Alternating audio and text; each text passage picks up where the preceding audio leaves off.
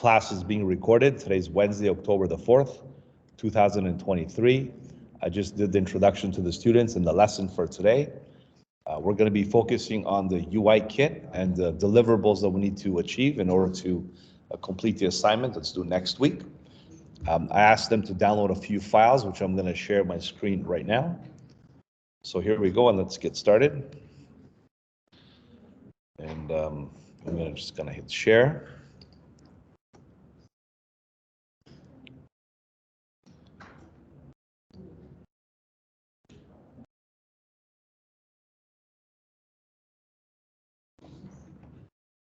Where's Janvi? Is Janvi here?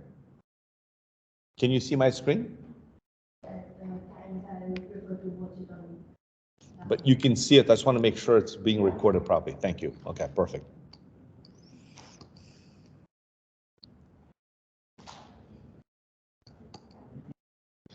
All right.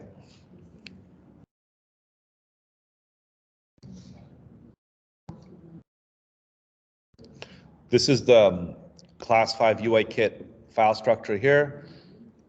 We went over the assignment. There's also the PDF, so make sure you check both out. I also emphasized the importance of handing in a rough draft and packaging this file properly. Just like with the logo requirements that you handed in previously, I asked you to give me an SVG and an AI file, which most of you did, and that was great. So for this one, it's going to be a special type of treatment. There might be some fonts and some typography included, which means you have to include the fonts as well. You can also outline the fonts, so there's no need for a fonts association at all. So there's a couple of options you have to consider. And the rough draft, which is like a grayscale version with no fills, no colors, just simple. And then we're going to do the good draft, which is based from the rough draft. You're going to create a full rendered design, which will capture the color, elements, interactive behavior states, and your entire UI kit. Now, we can't do interactive stuff in Illustrator. Well, we can, but it's different. It's done with slices. The better program for that is XD. So Adobe XD was something we ventured into last week to show you how easy it is to amalgamate the two softwares and make something happen. All right, so that's how we did into it. So these other files, the UI kit exercise, if you could download that, and the wireframes file, and we're going to get started right now. This is the UI kit exercise. It just has a couple of sliders, styles, buttons. I want to teach you how to save your colors, how to do custom color palettes, how to apply these colors to consistent styles of gradients and button styles and so forth. So this is some of the stuff we're gonna learn and some other things as well. This is the wireframes zip file.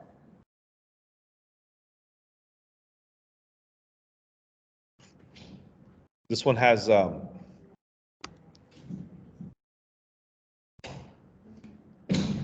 just a screenshot of a comparison of a website.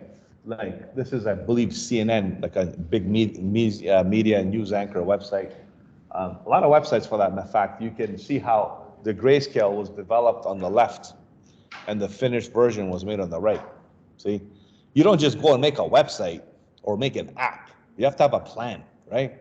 How many rows, how many columns, how many sections are you gonna have? What's your header gonna look like?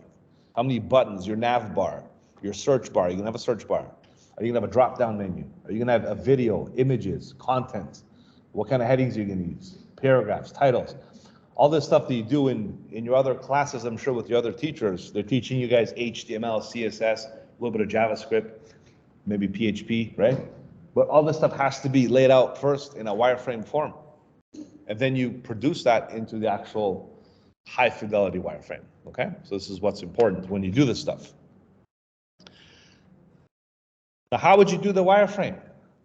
Well, because you're learning Illustrator, I can show you how easy it is to make this in Illustrator too, right? So maybe we'll do like a quick show and tell, but the main emphasis would be the UI kit, which is the next one here. I think we took the Humber website and we just made like a template from that one. It's like reverse engineering. We took something that's already there and we kind of made it in Illustrator. This is one of my platforms that I have. It's called CanadianMadeProducts.ca. That's one of my websites. So I think I took that screen capture and we used that into, we made a wireframe and then we made an actual full high fidelity wireframe for the website. So I don't want you to think of Illustrator just making buttons and menus. You can do a wireframe too. You can integrate your UI kit with the wireframe. Okay, now that's not really a requirement for my end, but if it can help you with other classes or other deliverables, sure. I want you to be able to be flexible so you can execute on all levels, right? All right, so let's go ahead and venture into this stuff. But first, without further ado, let's do a warm-up exercise. So everybody get up and stretch your arms. I meant the logo exercise. But if you want to do that, go ahead too. Get up and stretch. I think you did that this morning, right? So from last week, there's the advanced drawing lesson, the logo challenge. We're going to continue that today. We'll do one warm-up exercise. So if you can click on that or open it from last week. I think we did 2 of them already.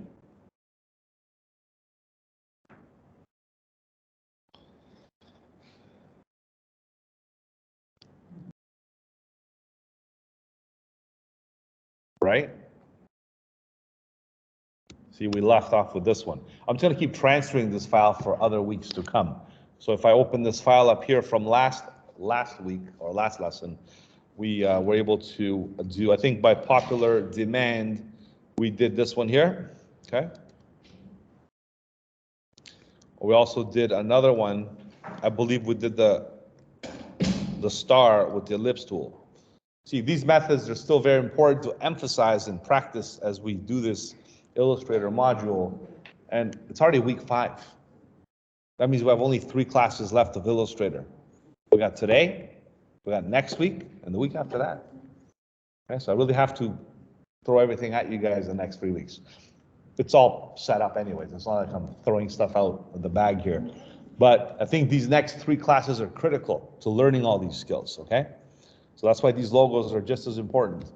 So let's go ahead and do one. Let's just pick one. I don't want to waste too much time on more than one. So which one did you guys want to do for the warm-up? How you're going to call it out is we have 1, 2, 3, 4 rows and 5 columns. You can say, you know, row 2, column 3 or something like that, right? I can also pick one for you. Don't do the blob. This is very easy. You just do like an image trace, it's called. This is the most easiest one. So some people think this is very hard to do. I can just show you this in a matter of seconds, how to do this one here, right?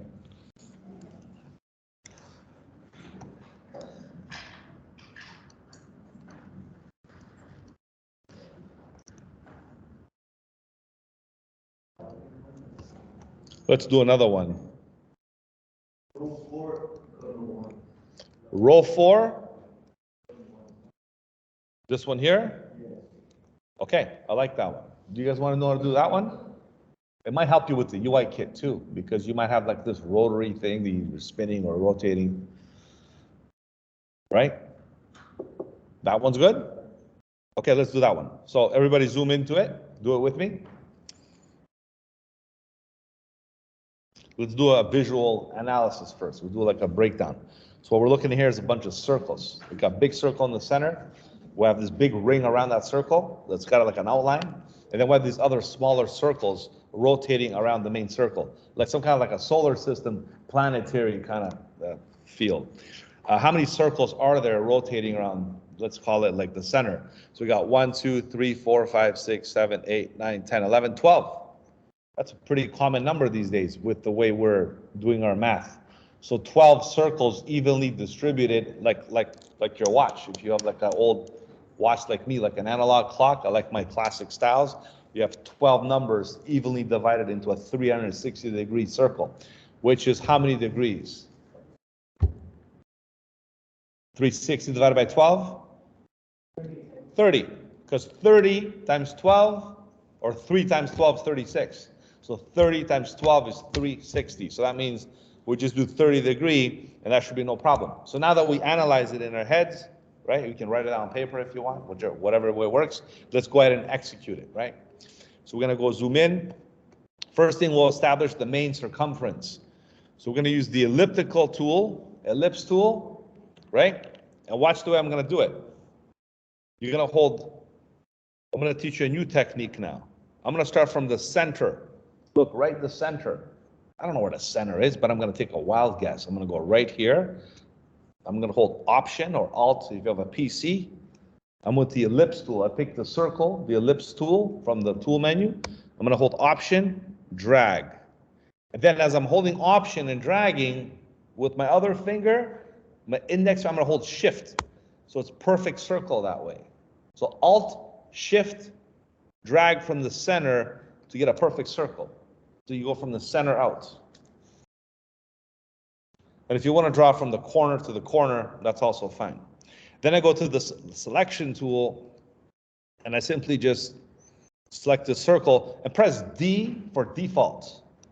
D will give you the black outline with the white stroke, which is fine. We got to see it somehow. Okay, perfect. Okay, so we got the circle. Next, we got to duplicate the circle and make a larger format and do this double ring outline kind of thing. I can do this 3 ways, but I'm going to stick with the common method, the more practical one that works. So everybody watch this. Go all the way here. Actually press S on the keyboard, S. S is for scale. And automatically, as soon as you press S, it selects the shortcut tool for you, which is the scale tool. Make sure the circle is selected. As soon as you double click on the scale tool, double click, the scale palette pops up. So the circle being selected and the scale tool popped up, we're gonna have to guess now. You're gonna help me with this, okay? How much percent is bigger?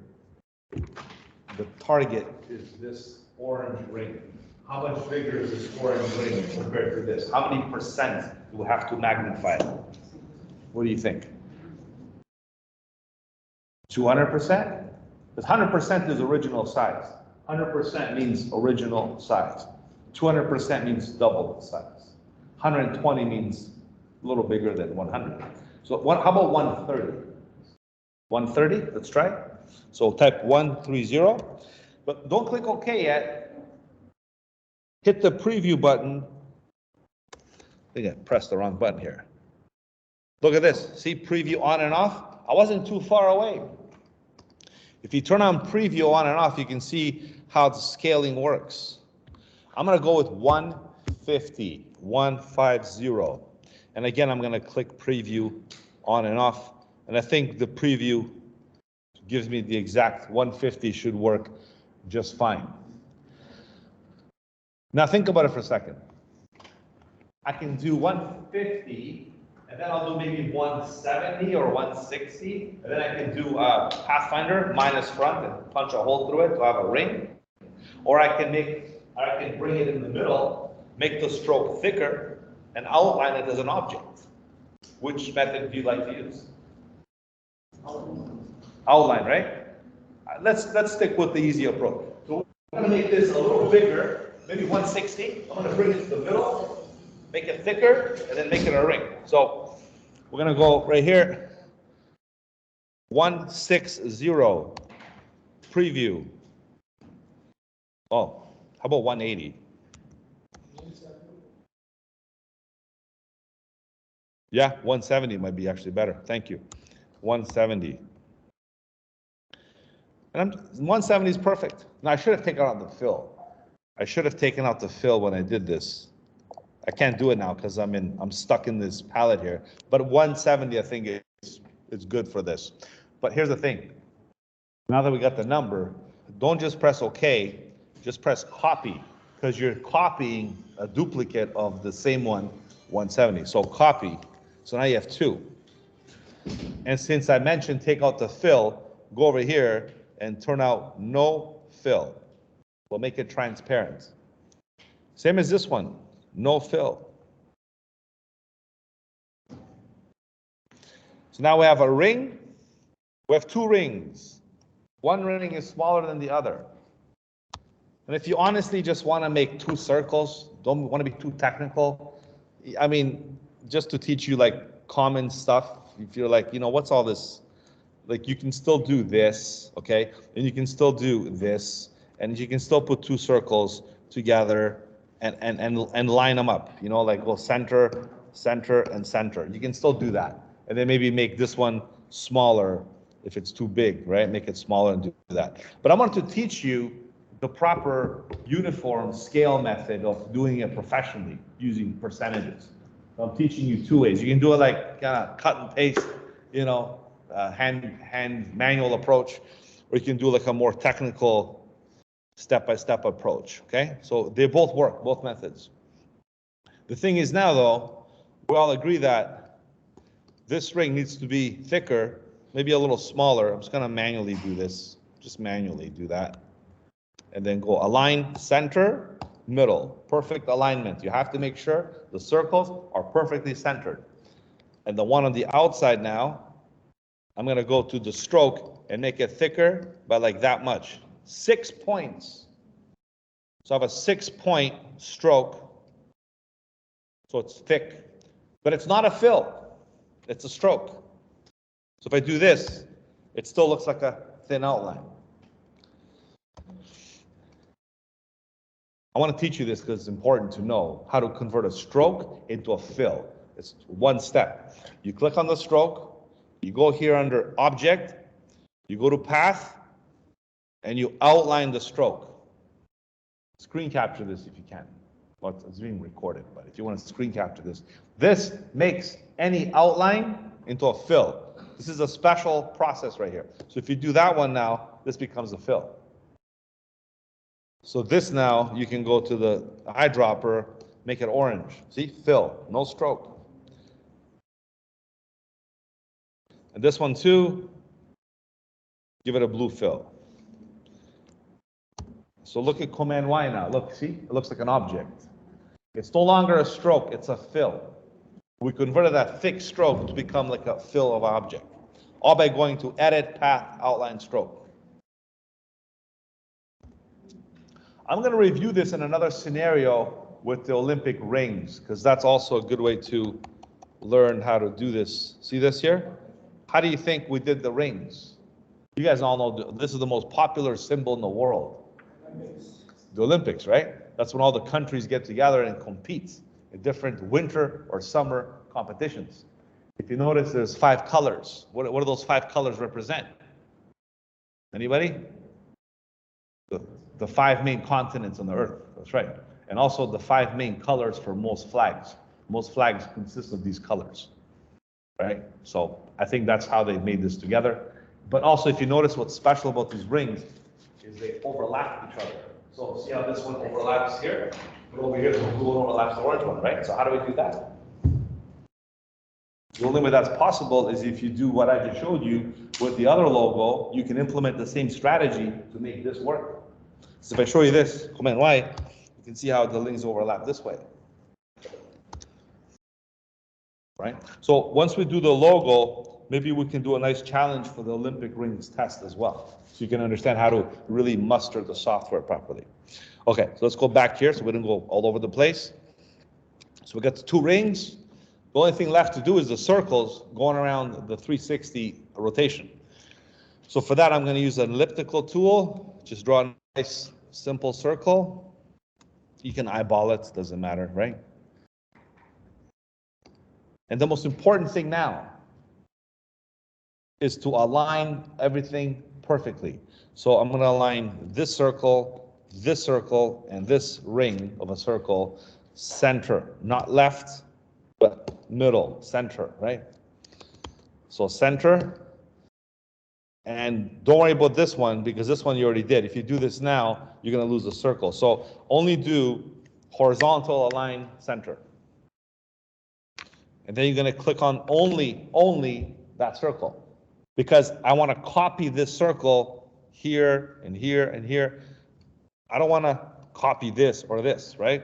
I only want to do this little circle here to rotate it. So for that, you got to put on your X-ray vision glasses and press Command Y or Control Y to see through the objects. And with the circle being selected, we did this already many times before, so it's nothing new, okay? You're gonna go to the rotate tool.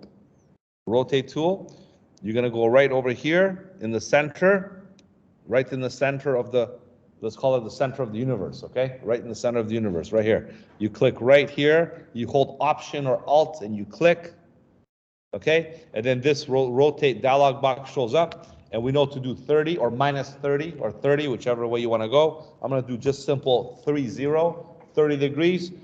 If you wanna get a preview, you can see it's going that way. Perfect. Now I press copy. Don't press OK. Press the copy because you want to duplicate that 30 degrees over. So that's how we do it. And now I'm going to press Command Y to see the fill. And the last one is Command D. Remember Command D, step and repeat, or Control D is how we're going to do this whole thing like that. Right? And then the colors, right? So the colors are, I'm going to hit Command Y. This one is green. Command Y, right? This one's orange. This one's blue. So you can press Command Y to switch back and forth. See, all I did was switch with preview mode, outline mode. And I did a few shortcuts that we did before with step and repeat. So now I'm going to go and simply go this one, and that one. 3 circles. Look, I selected only these 3. You know why? Because they're green, or they're gonna be green. So when I move these 3, I'm gonna press Command Z, eyedropper tool, make them green, right? Back to the main selection tool. I'm gonna select all the orange circles. This is orange, this is orange, and this is orange. Again, just to show you, that's the orange circles that I'm gonna make orange by going to the eyedropper tool, convert them into orange, and before you know it, we have the whole thing assembled, ready to go. I'm going to group it, Command G, or just right click, group around group. Now the whole thing is drawn nice and perfect. See, that's how you can recreate almost any logo, design, or form in a drawing program like Illustrator. You're not going to go to XD and do this, okay? Or Figma. No, not going to happen. You can try, but it's going to take you way longer and a lot more steps to get it done, okay? Or even Photoshop, as much as I love Photoshop, or even InDesign, or other, I can just keep dropping program names on you guys. This is why we use Illustrator, right? Because you can, production-wise, you can make anything you want, and once you get good at it, in no time. Okay, so that was the logo challenge of the day. Now we're going to transfer that knowledge and make the Olympic rings logo. So I'm going to teach you how to make the Olympic rings next. Okay, so whenever you're ready, we'll do that. If you get caught behind, let me know. I can help you. But also, this is being recorded, so you can watch the video whenever you want to. Yes. Sorry, how do you select multiple? With Shift. So Shift is your universal key to select multiple things, like your songs in your playlist, right? Same thing. You hold Shift, right? Sometimes, if you have on a PC or Mac, let's say you want to skip a file, 3rd file, skip a row, 5th file, then you hold Control or Command. You can select specific files. With Shift, it gives you a range of selection. So if you go like 3 to 7, you press Shift, it's going to select from 3, 4, 5, 6, 7. But if you just hold Control or Command, and you press 3, 4, and 6, it's going to only select those selected items. This is important because I feel like we don't teach you guys computer skills anymore. We're supposed to assume you know everything, and I know some of you maybe don't use computers, just use your phone or your tablets, right? So I know that's something that I see more often now, right? Let me just reiterate what I'm saying. Look at these files here. See, look, here's the list view, right? If I want to select all these files, if I click here, if I hold Shift, see, it selects the whole range, right? But if I hold Command, look at this. If I hold Command, I'm going to go click, click, click. I can select only what I want. So that's how you can multiply your selections. Okay, now I'm going to expand on the rings a bit. So this is going to be your challenge now. Let's see how good you are. This is 4 weeks in now. This is 5th week. So we're halfway through the module. Let's see if you're capable to create these 4 rings, okay? So I'm gonna just test your skill right now, but put this away.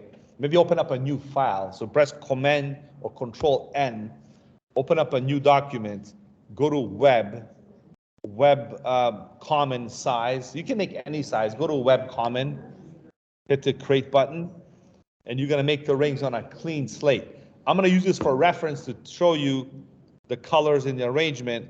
I want you to draw 5 rings the same. Don't worry about the overlap. That's my job to teach you the mechanical stuff.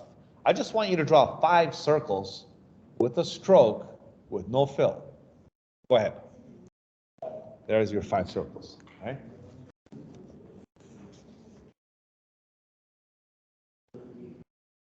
Five circles, 5 colors, no fill, just a stroke.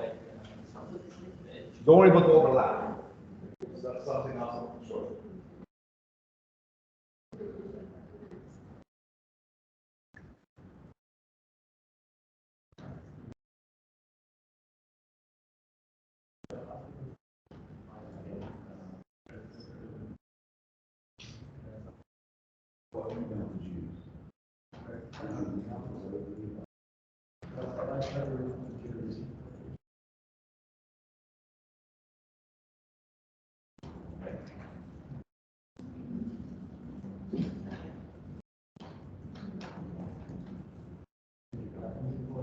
It happens to other people. Can you guys are better than, how did you guys resolve your issue with the wrong email? Who had the last problem? Remember who had this problem with the email? Remember? Was it you? How did everybody for? He has the same issue. How do you fix it? Like in the movie or? Yeah. You have to use Google Mail. He has it. But you have it also. So what did you restart or something? What did you do? I just relogged it with Google Mail and then again Google. You reload it? Relogged it. Or relogged it? You want to comment how much you think? Does she have the same issue? Everyone has this issue, not only, but she was able to solve it. She's more fresh than I am. She came out technical.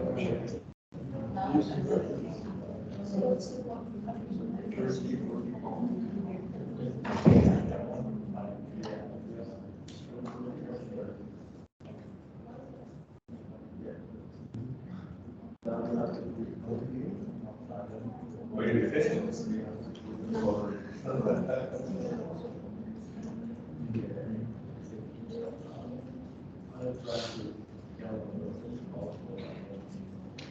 You have to log back, call it log back,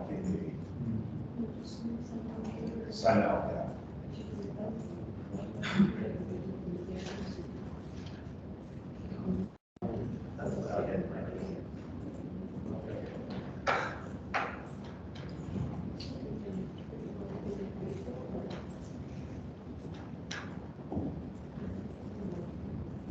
Remember exactly the same. Remember you showed me your email, and then we started it.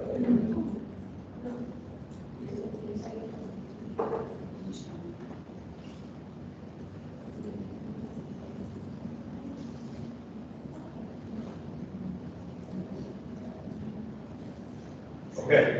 Huh? Did you fix it? No. You gotta log out and log back in with your operating email. Okay. There's no looking.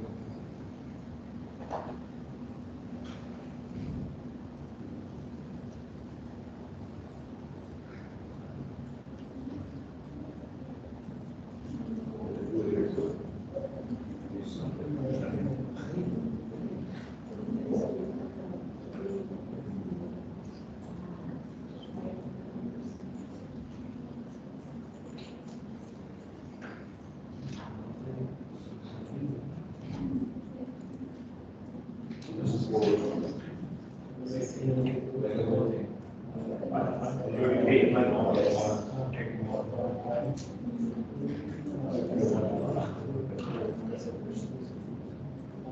Let me see how that fix it.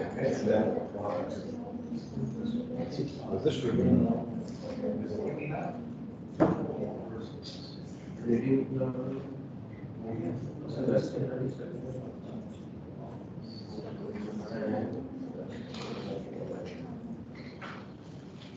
Sometimes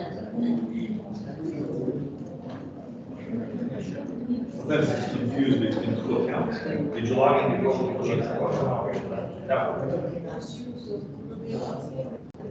Maybe Humber Mail, right? Humber Mail?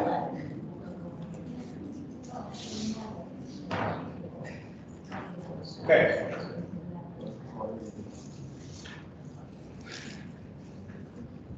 I'm going to do the rings now, okay, to show you.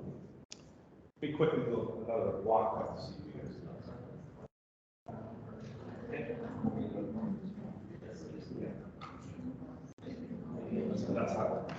That's what you did, right? I know you can figure it out. Okay. Just select all the rings. Take out the fill, the white. Just take that out.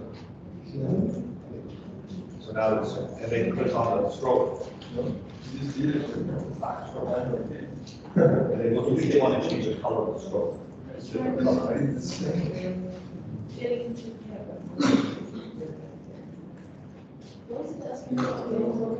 Isn't that on the mail thing, bro? What do you do there? On the mail? Yeah, when you're not in, it's like functional. So what happens? What was the difference? Second one. Yeah, there are two profiles doing it. Number IT is something like that, and number two. So the second one. Second. ITAL something. I don't know if we, they're going to give you instructions. Yeah, I think it's just working on this, it's asking us to log out again, and then.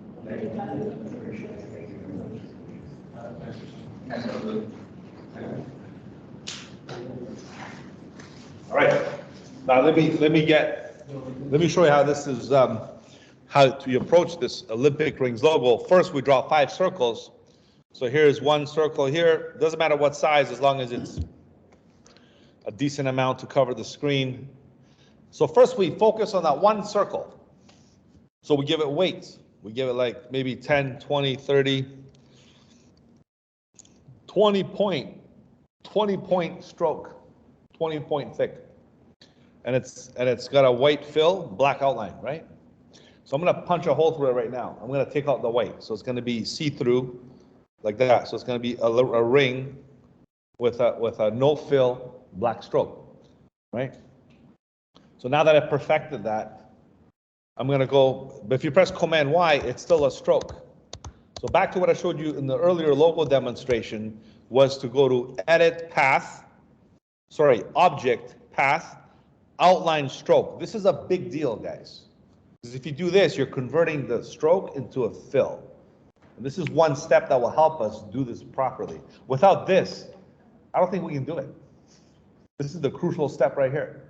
So you make the stroke thick, and you go to Object, Path, Outline, Stroke.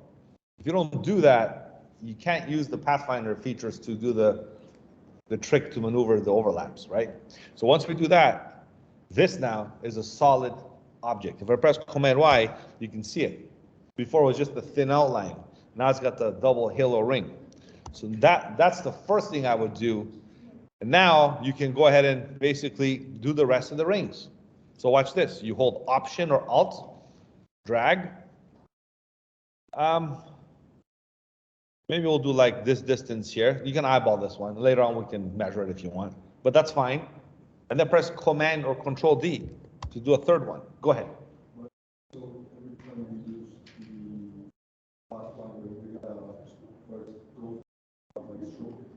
Not every time, but only for this case. Because I want to do something special with the rings, that's why. But you don't always have to convert a stroke into a fill. Honestly, if you're doing a design, you just want to have a stroke like a button or something, you can leave it alone. But because this is a special treatment, we have to do it this way. Okay? Yeah. Yes. It has masking too. But see, with masking, there's too much finicky things to edit afterwards, right? Clipping masking is very cool actually in Illustrator, yeah. Well, yeah.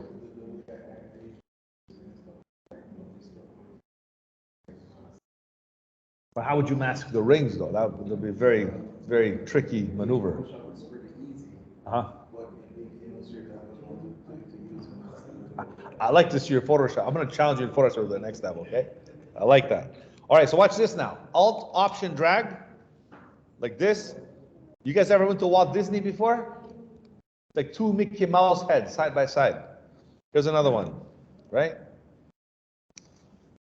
Now, I don't know if this is perfect or not, right?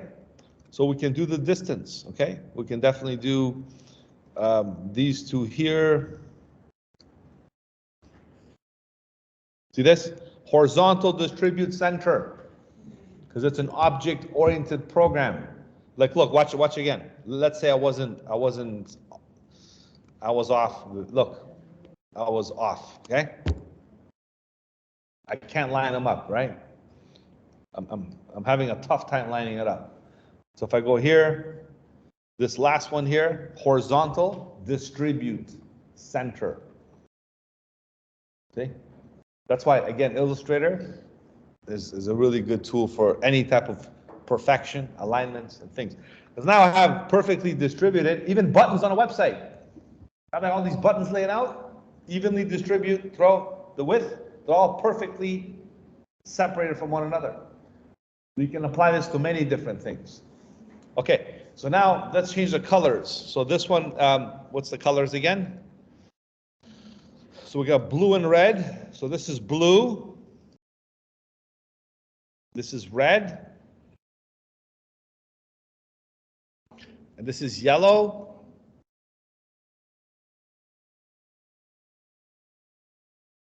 Or an orange yellow. And this is green. Right? So are we done? This is it. No, No, why not? What happened?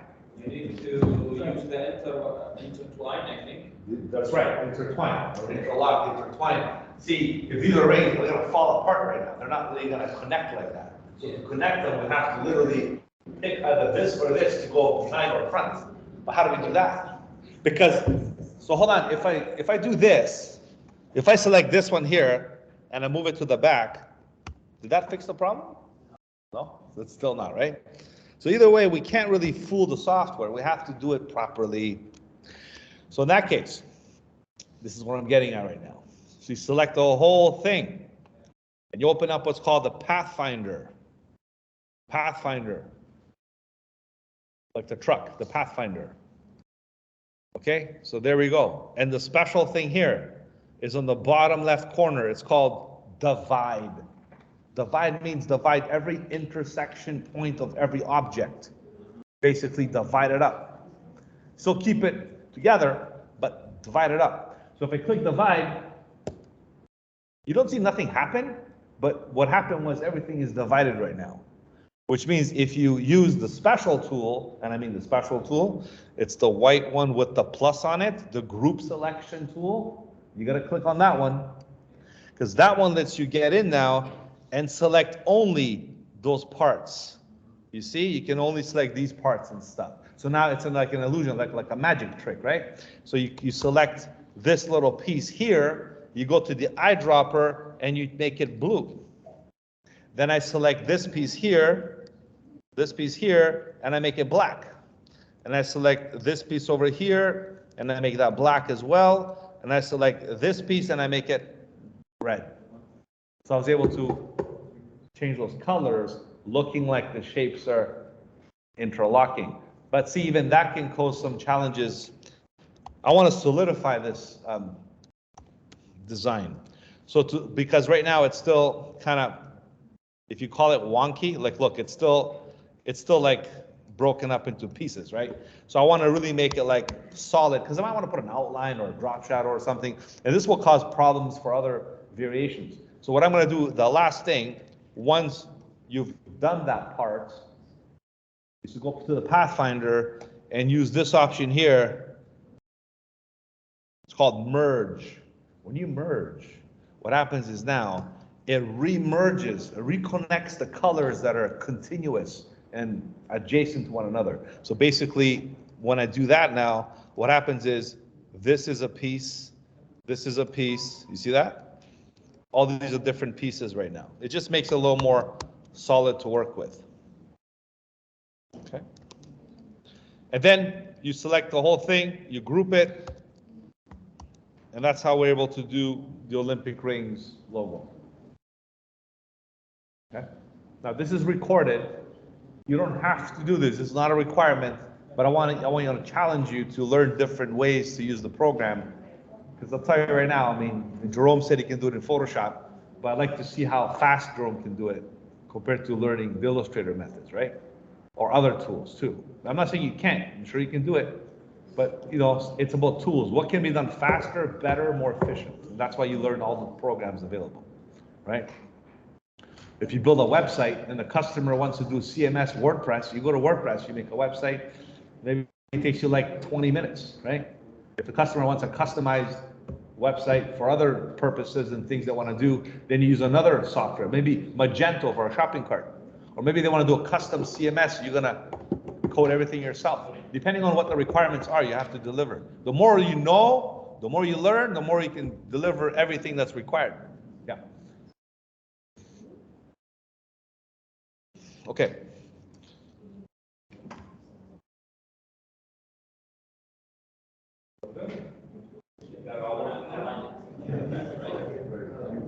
Watch the video, okay, we get caught up.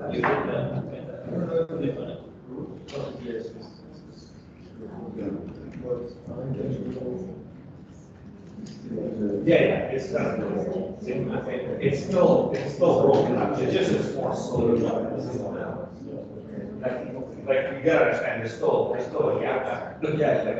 It's just, it doesn't have the little piece, you know, the one that we have. Yeah.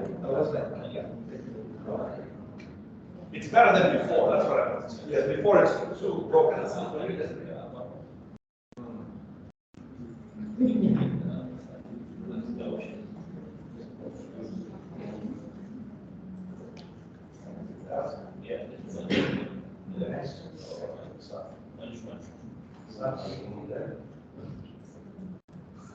Almost not yet.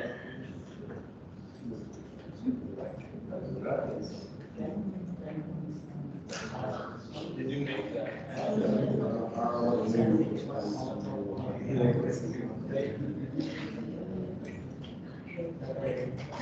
You could, but it's a lot more layered than you.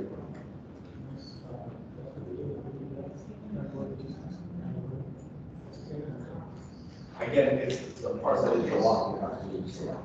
But you could, if you do the rest. It's something you want to but you want to do all that. Yeah, I'd rather do this just to go faster. Because the layers, I'm sure you can do it, it's just a little more finicky.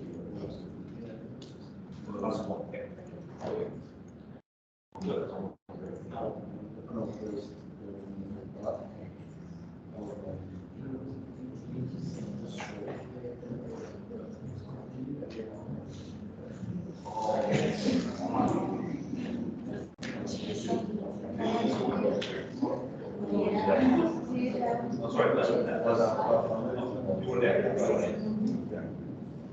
Okay, now if you want to choose it.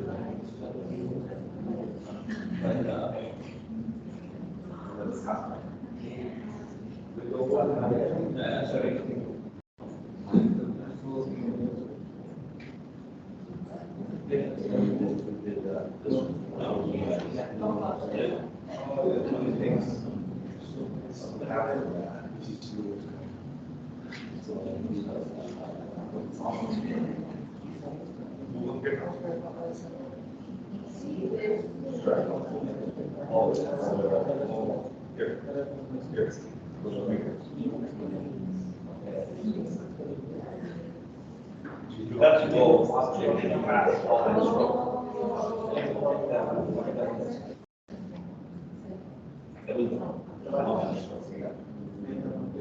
Now you can.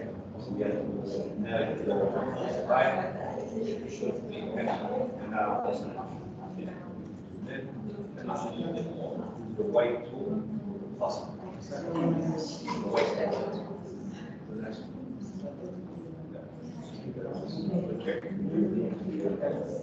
Click on that. I drop her. And again, if you hold command, use both hands, okay? Hold command. Let go. On the yellow.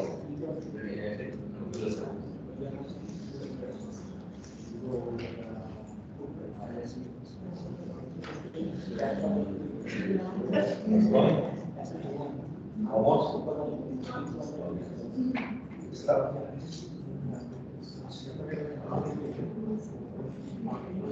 You already did it, but look at it. Those lowers, yeah. Stop you the way of right? Reselect, and reselect only that lower piece. One of the lives. Not that. You go to the ring. Maybe this one, right? Where it overlaps. See? Oh, you merged it already. That's why it won't work. You missed the step. You missed the crucial step of doing the little color change. Then you merge it after. Just command that. You can't merge it.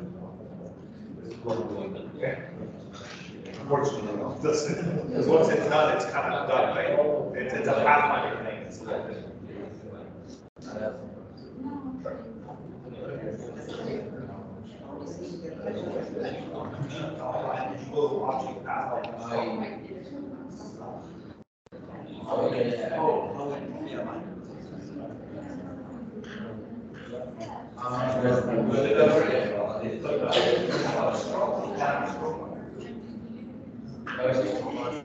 Yeah, no, because that makes it a lot better. You go to bed, well, just take off the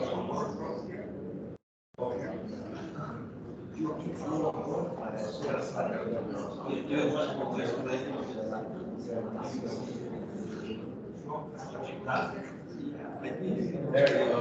Okay. Now, and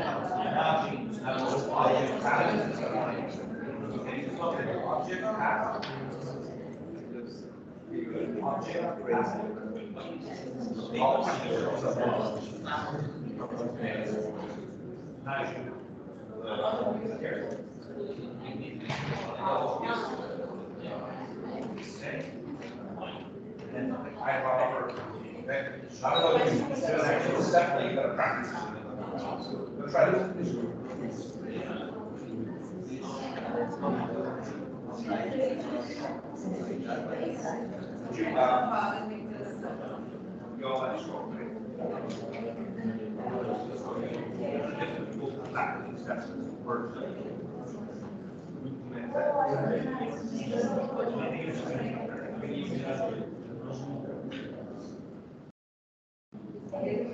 Oh, you here. So let's click on this tool here.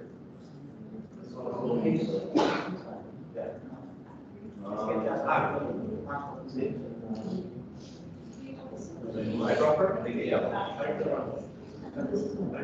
Oh, that's yours. Click on that piece there. And then okay. Select the whole thing again. Just select all counts. Divide. Okay. Select. Those are my favorites. Like right here. Light selection tool. Yeah. Click on the little part. Right. Okay. So deselect, select, deselect.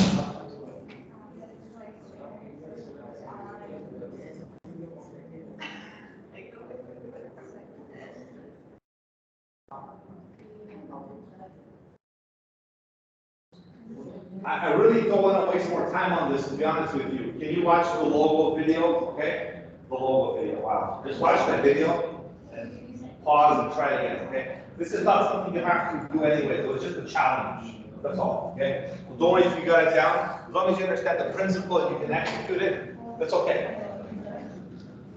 All right.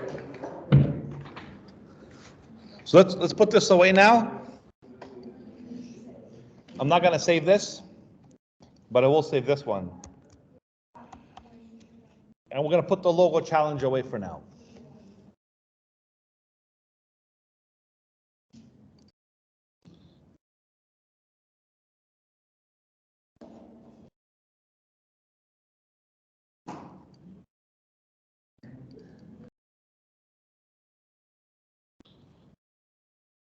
Open up a new Illustrator file, okay? So go to Illustrator, open up a new file. We're gonna do a UI kit right now. We're gonna do a little bit of everything. So you can have the knowledge and how to execute these things, okay? So we're gonna go to new file. We're doing a website UI kit, okay? So I'm gonna go to the website size. I'm gonna go to common, 1366 by 768.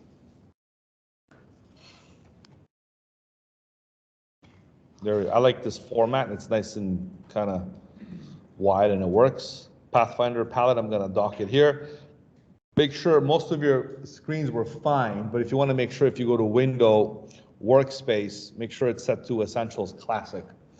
And make sure you have your 2 columns of the tools here. Now you know how important it is to have this 2 columns so you can see stroke fill, you know, all that important stuff, right?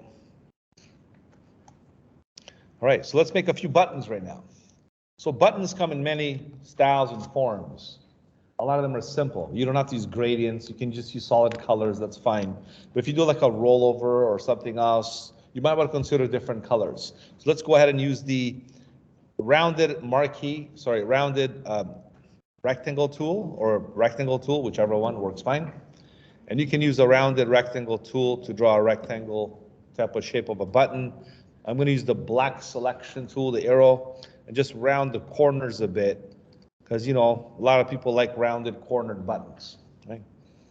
And maybe we can use these for our menu, right?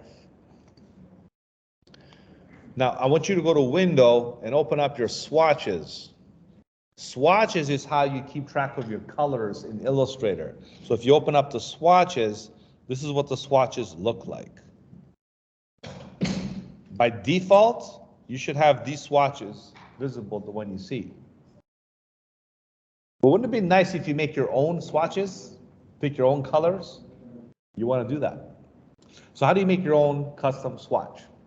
So what you want to do is you go over here and you can go to new swatch, okay? Or you can go to new color group, whichever one you might want to make. New swatch means the color. But if you go to new color group, it means you're putting a group of colors together in your document for whatever purpose. In this case, the purpose is to make the UI kit. So we're going to make a new color group. Give it your name. We're going to call this UI kit colors. Okay? So now I made a folder here with the UI kit colors that I'm going to make. I can delete these if I want, but I'm going to use them as reference colors anyways. Later on, what you can do is restrict every other color to show up so your solely focuses on the colors that you're using. And sometimes even production, when you make other designs, people won't choose the wrong color. So you can take away these colors or omit the colors, as they say, and basically use your own custom swatches. All right, so what we're gonna do now is this. We're gonna, tell you what, I'm gonna grab, what's this one here? Web color group. I'm gonna select this swatch here. I'm gonna hold shift all the way to there. With shift, I selected everything except the black and except the registration. You know, I'll select everything here. Except none, like don't select none here, right? So from here to there, so you just delete swatch. So now we have no colors except our color group. Okay? I got white as default, but I'm going to double click and change it to any other color.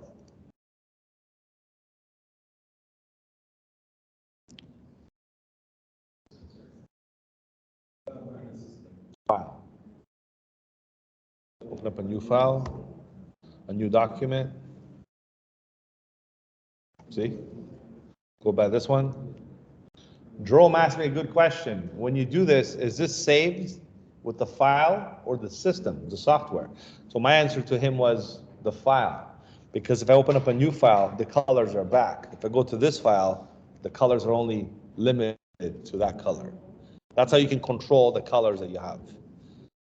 Okay, so I'm just gonna put this one away now. If you don't want to delete the colors, you can leave them alone. I just want to teach you how to implement these methods. So now it's time to make our own colors. So did you know you can go to Window, Swatch Library, Metal. You can pick all these different colors, nature. You're into patterns, scientific, textiles. You can do lots of these colors that are there. I'm going to go through metal for now and look at all these metal swatch colors that I can use. Okay? But you know what? Instead of me doing this, because I'm using other swatches to make swatches, let me teach you how to do the fundamentals of making colors. So,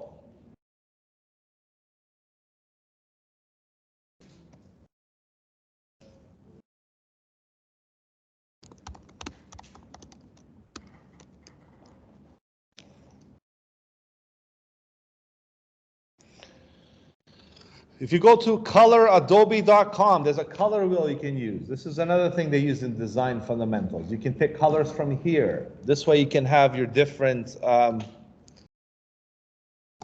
methods of using different color bars or color schemes.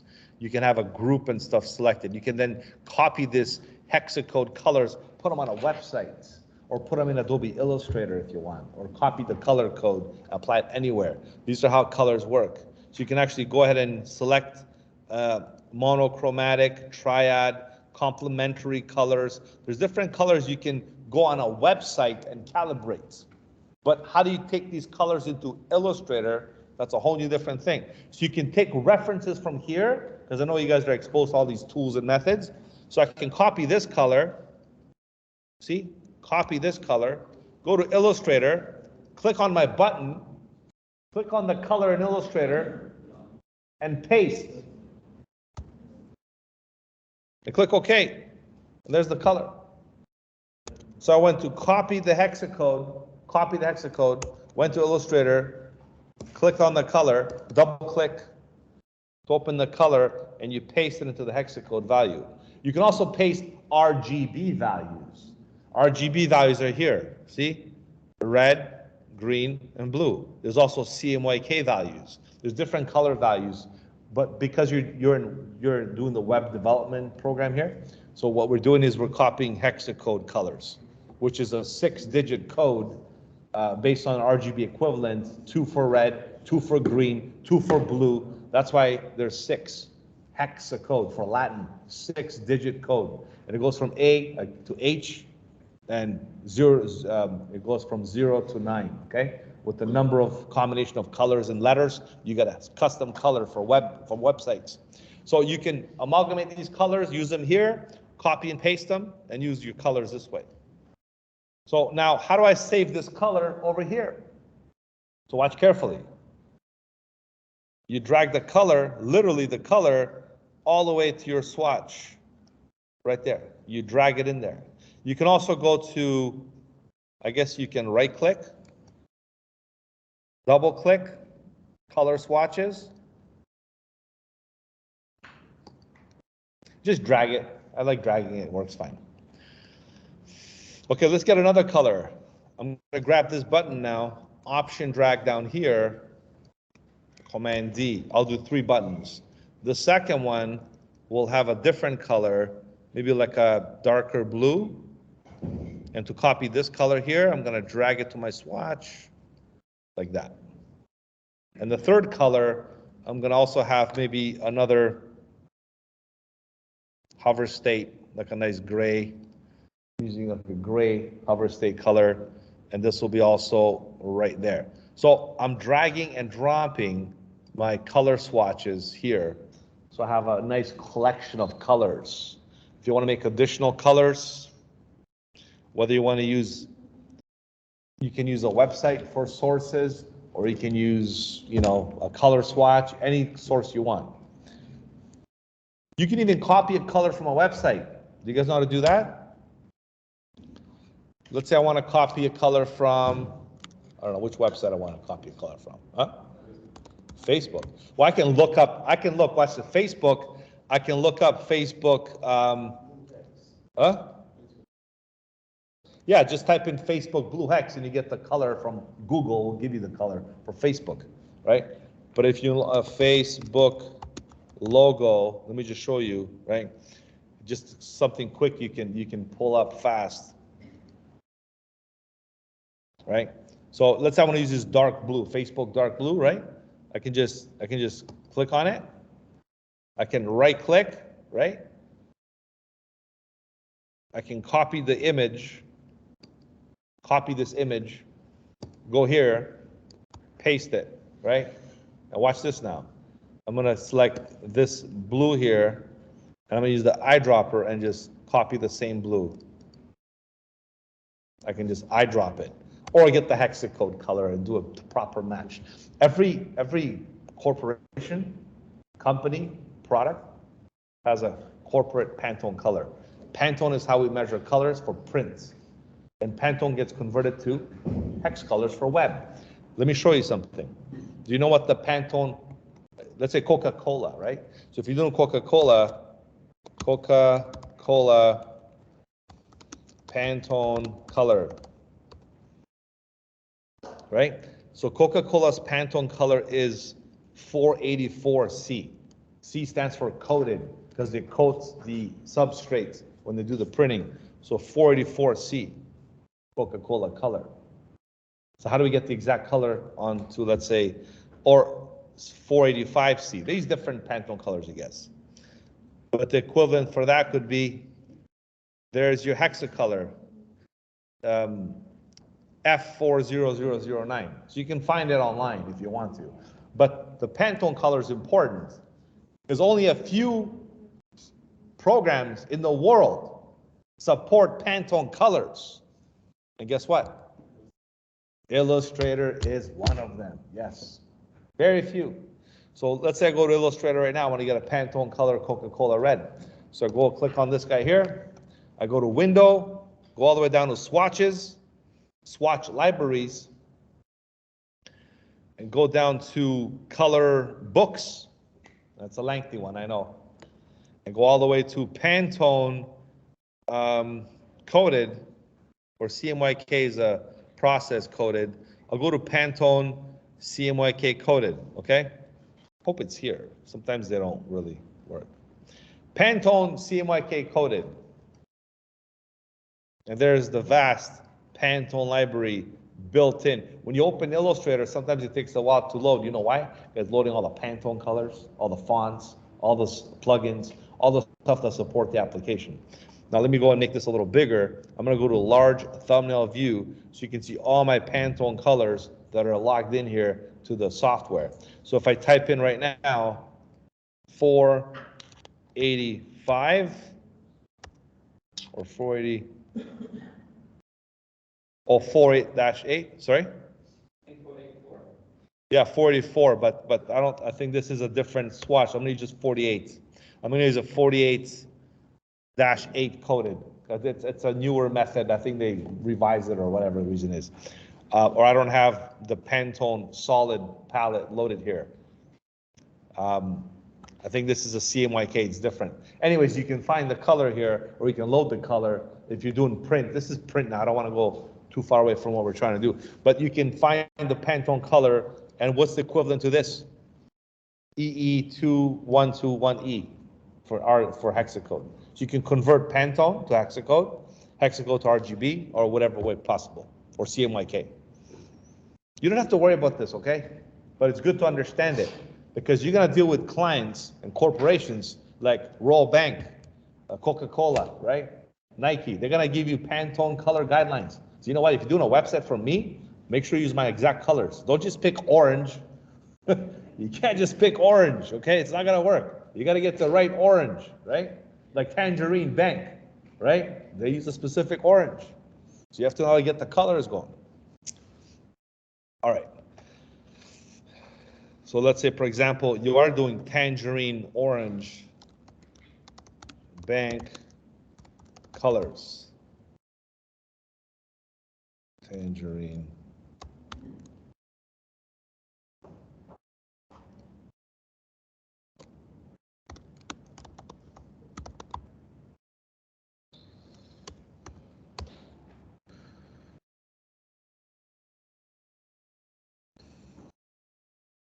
right? So they're gonna give it to you, but anyways, this is some of the stuff you can find online.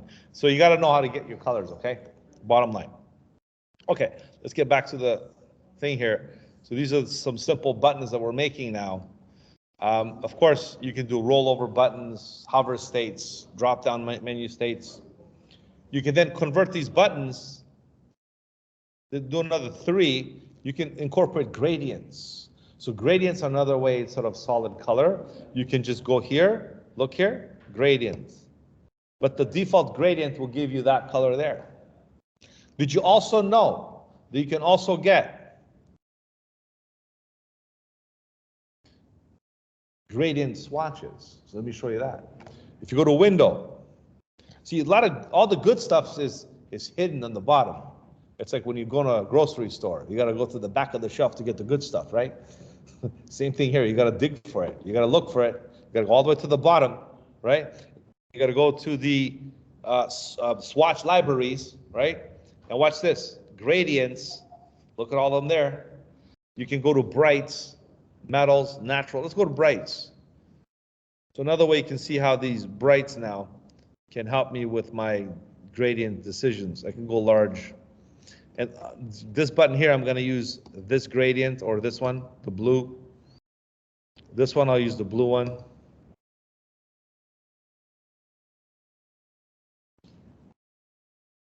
And this one, I can use a gray or a green one, whatever I want. So again, you're looking for special stuff. It's under Window, swatch libraries.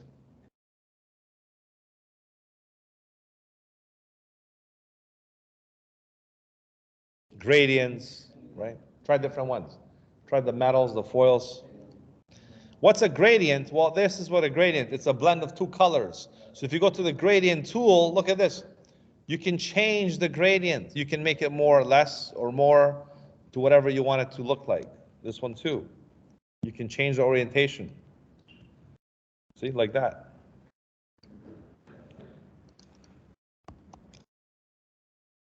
Next week, we'll work with some more advanced fills when we do that illustration. But for now, I want you to know how to conquer gradients, basically, know how to use them properly. So I'm going to delete these simple buttons. I kind of like the gradient ones. They're nice and subtle. They're not overly kind of saturated with gradients and stuff. So we're going to use these ones for the buttons, right? Now, these buttons can get pretty fancy, okay?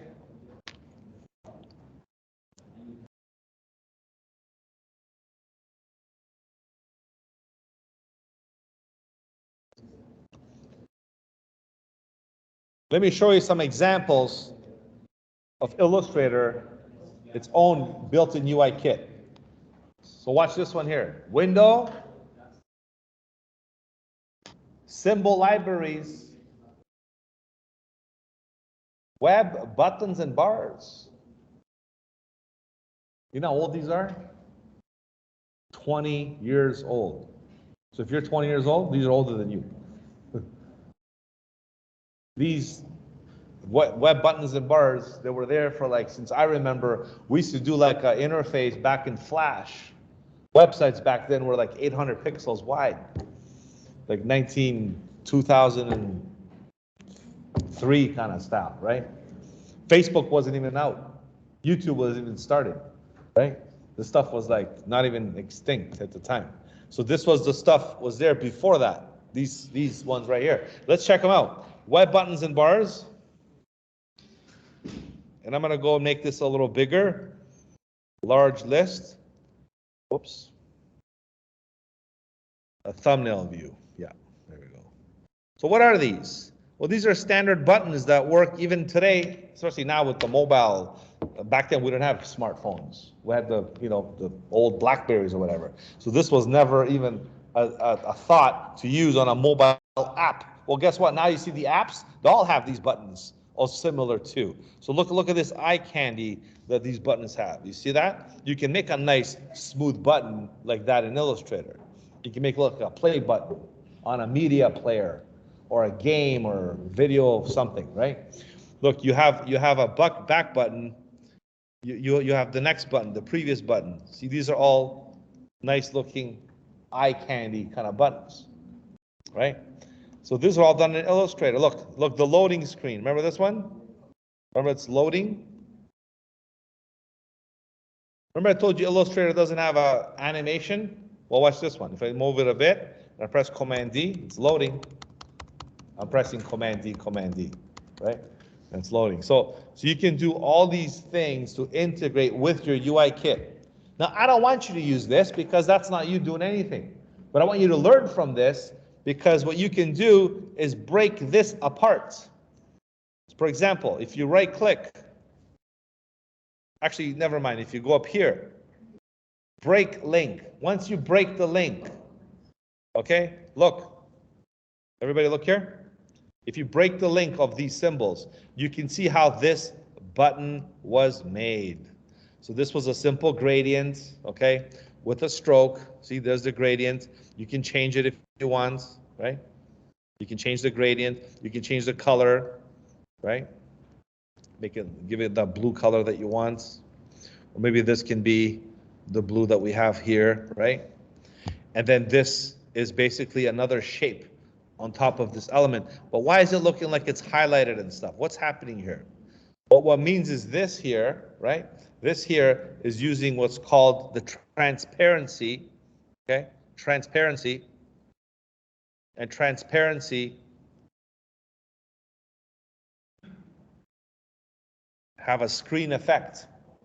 Look, multiply, darken, lighten. This is more like a Photoshop stuff, but Illustrator has it too with objects.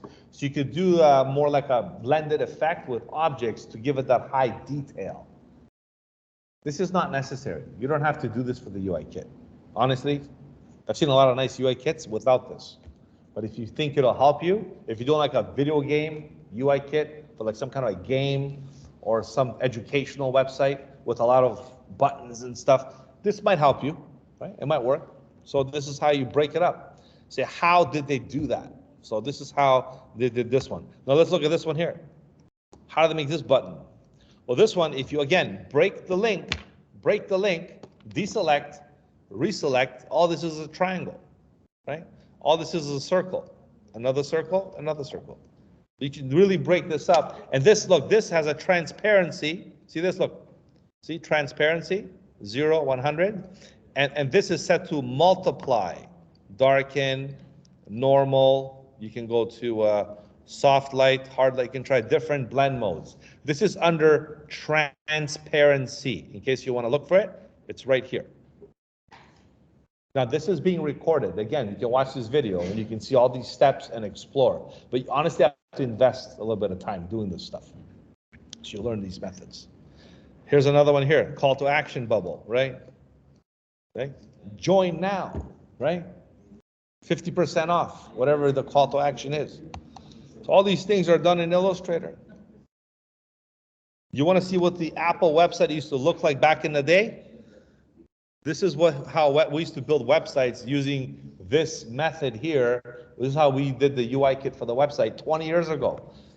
A lot hasn't changed really, well, except the responsiveness and stuff. We didn't care about a responsive website back then. We just cared about a website that looks good on a monitor. That's it. Yes, Jerome, go ahead.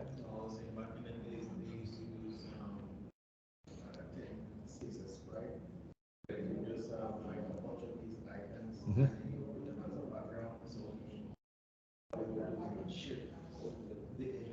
Yes, that's right. That's with CSS you can do that too. With switch and rotate. Yeah. But see, look, you want to see the Apple website back in the day? Well, here's where's this one here? Oh, here we go. Where's my tabs? There's my tabs. So this was like a website we used to make. So pretend this is like an old, even now you can make, if it's like a tab thing with it, I guess it could integrate it still. Well, watch this. We will do option drag. Okay, there's your 4 tabs. This one's going to be, actually this is the hover state one.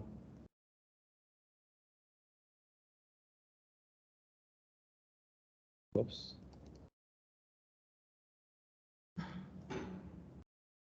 You see? So this would have been the hover state of the Apple website. The Apple website would have this glass looking kind of buttons back in the day. That was a website.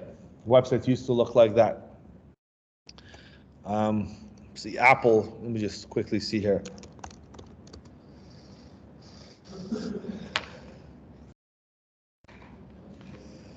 So you look at Apple website now. It doesn't even have a menu. Well, it has a menu up here, but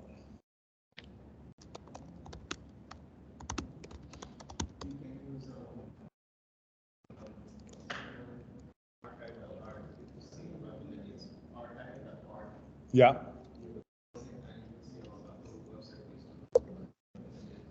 Like on the URL? And type Apple?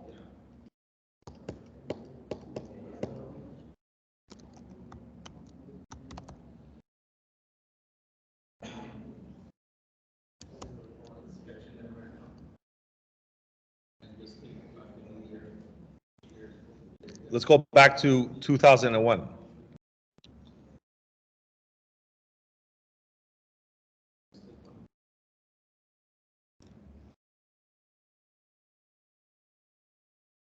Who runs this? Like, that's pretty clever. This was, look, there. Thanks, Jerome. Jerome. Look, I told you, that's how we used to make the Apple website using the same little buttons I just showed you in Illustrator. This was all like tabs, you see? This was like the website of Apple. That was that computer I remember was the G5. Not the G5 towers, okay? But the G5 computer that was out back then. Had, get ready for this one? Okay, had 4 gigs of RAM.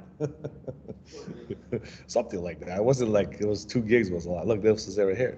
$12.99, G4, sorry, it was G4. It was before the G5 came out. My point is, these buttons, all this stuff we had to make, even back then, we had to use the same methods that we're using today, but for different reasons. Now you can use the UI kit for an app, for an Android, or for iOS, or you can use the website. A lot of stuff hasn't changed. Look, these are the buttons, see? So we would use this UI kit here to see how it was done, and we can kind of not reinvent the wheel, but make it different, right? All right, let's make some sliders now. So maybe we'll make some, and again, I don't mind if you guys practice with this stuff, but make your own buttons, right?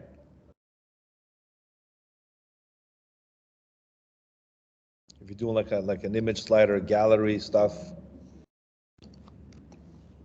Let's say you want to make like a rotating knob or a button.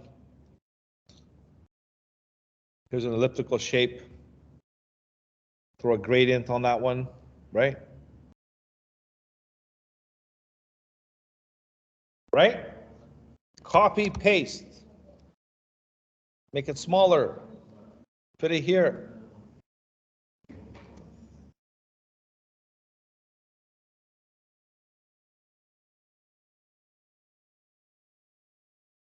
Right? You can see how different this can look now. So select both of these, align them perfectly. Center, center, right? So this can be like a button of some kind as well. Maybe this will have a knob, like a turning knob.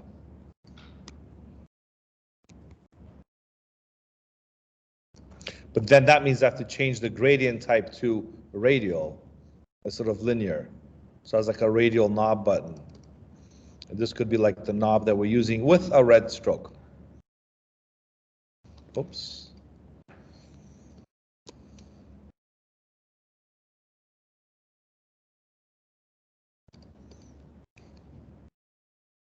Right?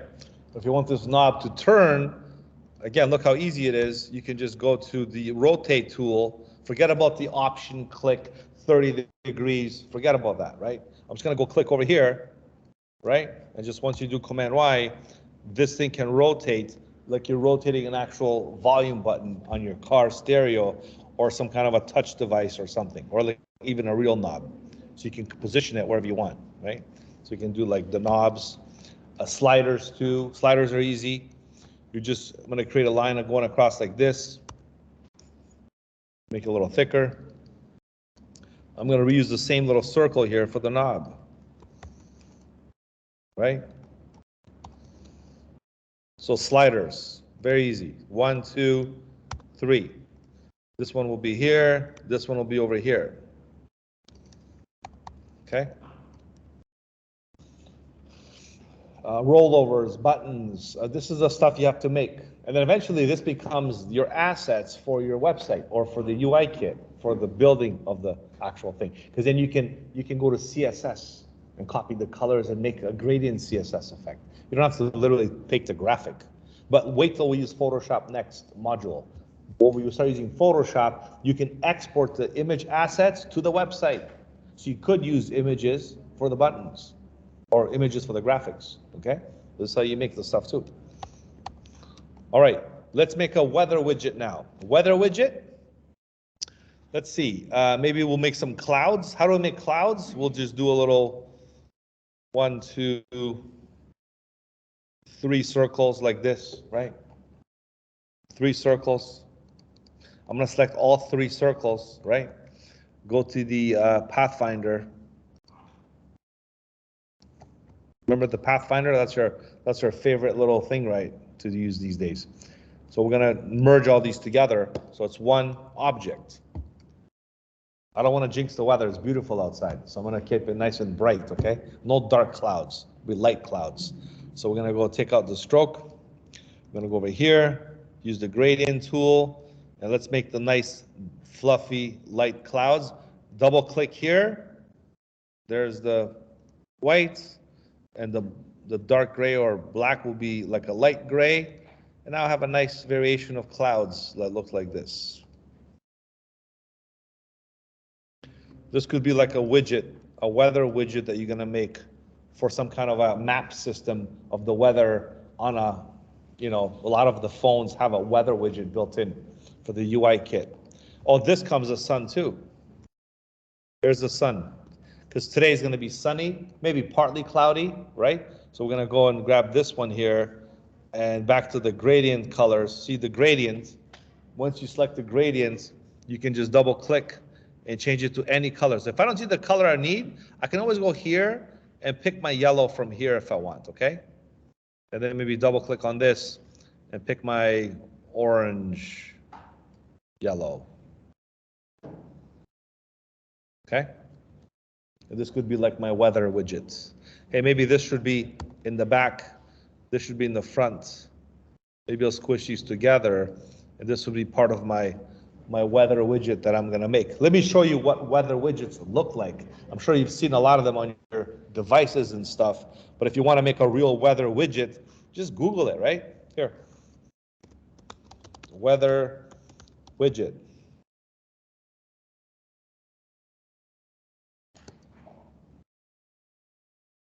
See, look how nice and eye candy they look, these weather widgets.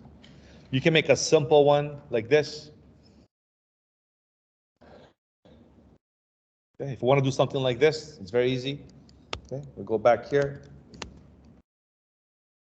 We can do the raise, nice and easy. Remember, we know how to do this by now, right? We just do a little stroke outline, object path.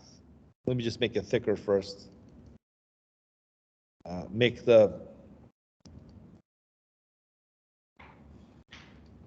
remember the end points, I want them rounded. I'm just gonna go around. I'm gonna make this maybe yellow instead of black, just to match the color. Make it thicker. Whoops. You could also outline the stroke if you want to.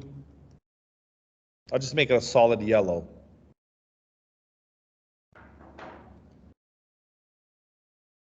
Okay? And just rotate it, right? Remember, Command Y. Here's the line. Center it with the sun. I'm going to grab this here. The rotate tool. Click here, and you can just do option. Look at this, option drag. Watch this now, Command D, all the way around. You can do, doesn't have to be 30 degrees, right? Could be any degree. Look, it's even off a little bit, but that's okay. Because I can make it look like it's sunny. And then put the clouds in the front. And maybe delete some of these rays. I don't need these here. Okay, so put the clouds here. So this can be like my own custom weather widgets, right? If you want to make your own weather widgets. I should have made it maybe an even degree angle if I wanted, but that's okay. Let's move it around. Let's move it around there. Okay, what's the next thing to have there? 22 degrees, maybe the weather, the location, like geographical location. Okay, so we're gonna go, for that we can use the text tool. It is actually, it's beautiful outside, so we'll put like 24 degrees. Okay, 24 degrees. How do you do the degree symbol? You can just type a separate 0, and the 0 could be for degrees. You can just do it like that, right? And at 71, if you do Fahrenheit, if you're in the US or other parts of the world, they measure with Fahrenheit. So that would be maybe 73.4 Fahrenheit. And that can be a little smaller, right? It's gonna make it a little smaller here like that. That's equivalent of degrees. And that's a big F for that one. Just put the F there. Maybe we'll make a smaller one, right? Just kind of make it like this. Maybe do like a line to separate the both. So that's part of my design. I'll make it a little thicker, right? So we can have a weather widget that looks like that. And finally, to unify the whole thing, of course, we'll put Toronto, Etobicoke, put Toronto. Always capitalize the first letter. Usually that's how they do it.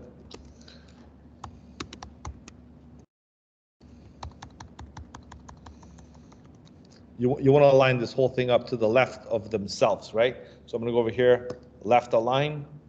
Whoops, be careful. Maybe you want to just do these for now and forget the F and the O and all that.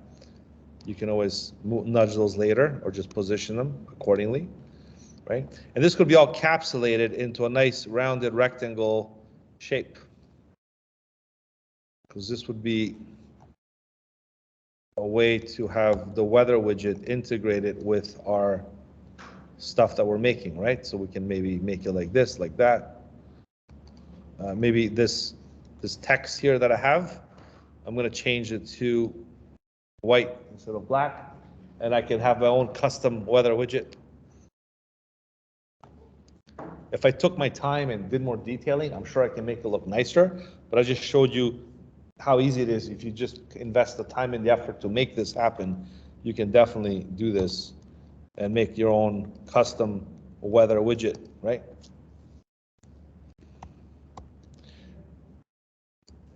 What else can we make for this UI kit? The map. How do you do a map? That's a very tedious task, actually. There's people that get paid doing that stuff. Cartographers or geographical surveyors and stuff.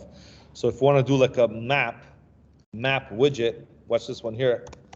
Map widgets are very popular now with the Uber Eats and Skip the Dishes and all these mobile platforms and software. A lot of them use geographical or geo maps to get locations and stuff going. So it'd be a nice way for you to put in your prototype to have a map system, whether it's a website or whatever, right? Here's that Canadian-made products website that I have. This is one of my platforms that I own. If you search for one of these businesses here, you can see how, first of all, see it's a responsive website, of course, right?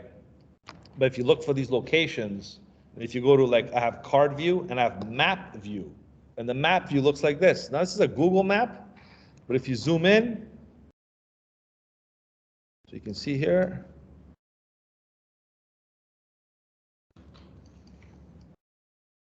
see the map works, right?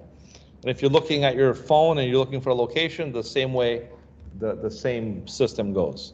Yeah, so no matter how small it is, the map still is integrated with the widget. All right. So how do we do a map? I would do like a simplified version of a real map. You don't want to get too detailed here. So here's what I would do. I've done this before for a lot of like small businesses. Like my friend has a store, like a restaurant, and he wanted a map for his marketing. So I kind of made one up with the main intersection. I put like Shepherd, Keel, or Jane, Finch. I put Lawrence, 401, so people know it's roughly where it is, right? If it's an event or a location. I'm sure you've seen the flyers in the mail. They don't give you a real map. They give you the main intersections, and they tell you, and they put a star, like that's where I am, right? Map, simple for business. I can't remember right now.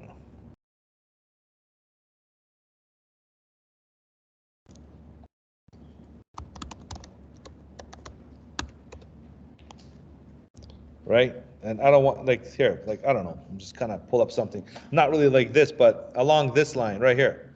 Like these are the kind of maps you can make yourself, right? It doesn't even have to be that detailed, enough to show them where this location is. See, they look nice and unique, these maps, because Google's too saturated, it's too busy. I have on my Google on my phone right now, it's like I have too many things saved, and I have to filter it and do all these things. So it's a good way to clean it up and do your own kind of map system like this. And of course, you can do this in Illustrator, okay? Here, let me just, huh? Yeah.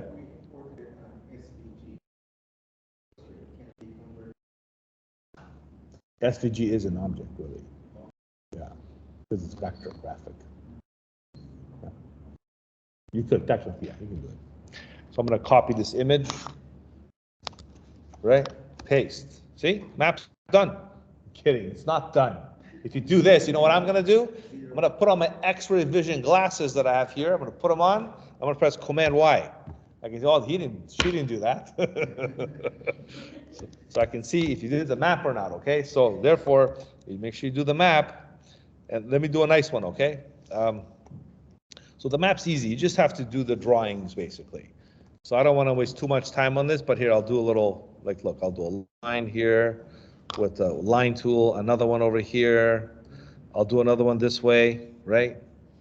I'll do another, so use the line tool.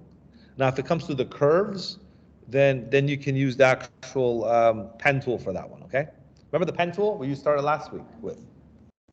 So it doesn't have to be even with the curves. You can just do it without. Here we go.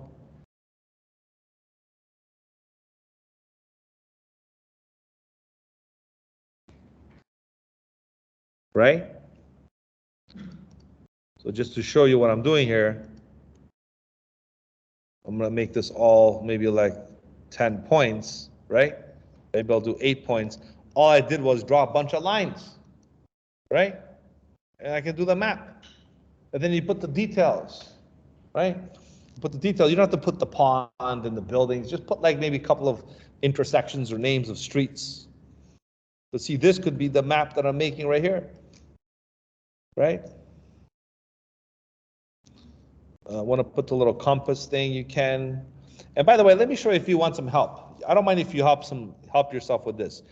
If you go to web icons, again, this is as old as Illustrator is. Probably like this is 30 years old, this thing here. I'm going to show you this.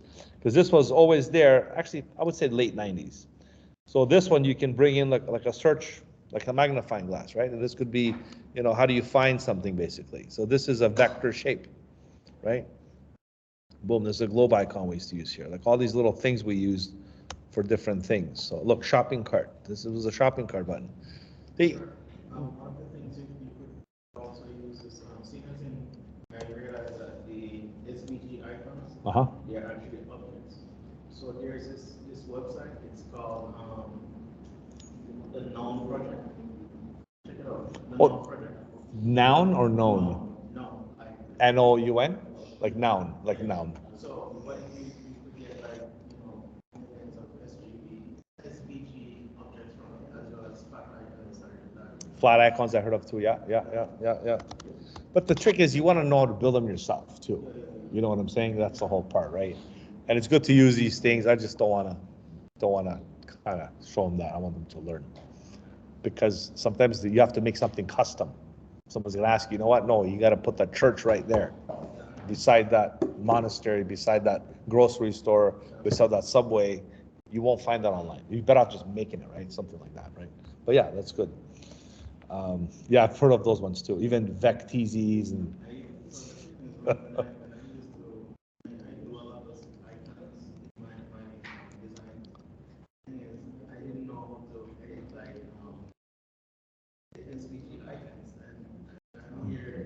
Watch this. Break link. Break link. And then you can change the colors and stuff. Once you break the link, that's how you do it, right?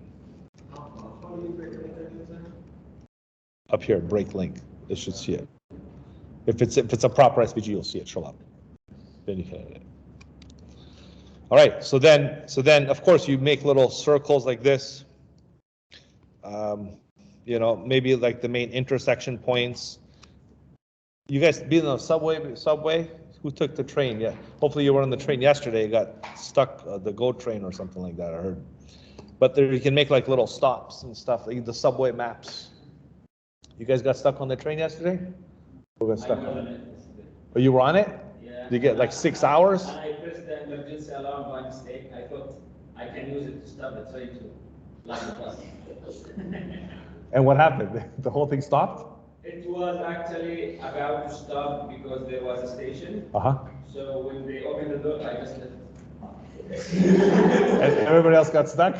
There were emergency people coming there. Oh. And I was about to talk to them, but they were like, hey, no, we can't waste our time with you. Oh, how convenient. Yeah. Then you go right ahead, sir. Do your thing, you know? Oh, man. Okay. They didn't want to hear me, right? Yeah, that's right. They didn't want to hear you, so that's what they get. Right? But you see how the map, you can also integrate it here. If you want to put names of the streets, you can put St. George, right? Or whatever this street is, right? And this is maybe a street. Look, it's kind of maybe go parallel to this line right here. And this one's another street. And this is another street right here. And this is another street over here. And this is another street over here, right? And then this could be also a map that looks like this. So this could be something that you can also integrate in your UI kit or design.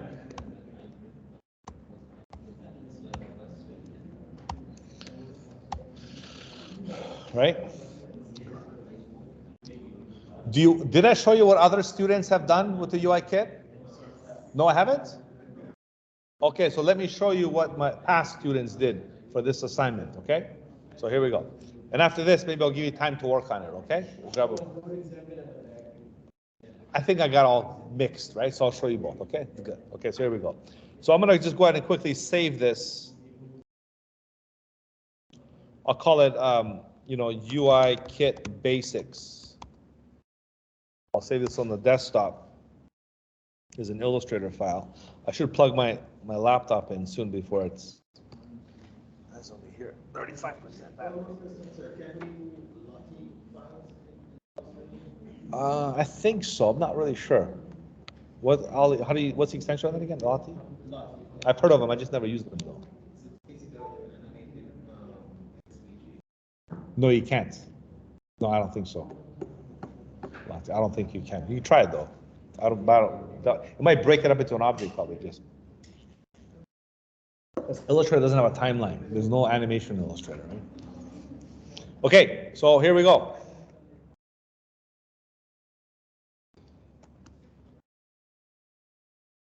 So here, Humber.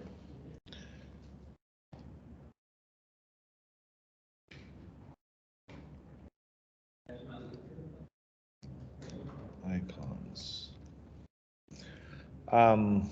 This is the fall term, section A. Okay, ready? UI kit. Well, this is a pretty, this was just recent. Was this last fall? This was last fall, I think. There. It's a UI kit. This was a good one. I actually did a good job on this one. That's Barcat.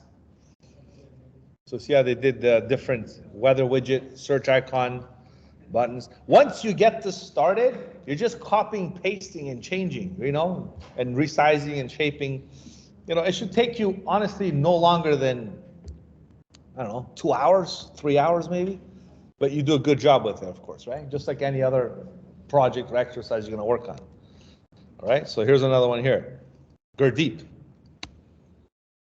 Okay, I think this wasn't finished, but he gave me another one. A lot of these people gave me their second submission. That's why right now I'm doing one submission only.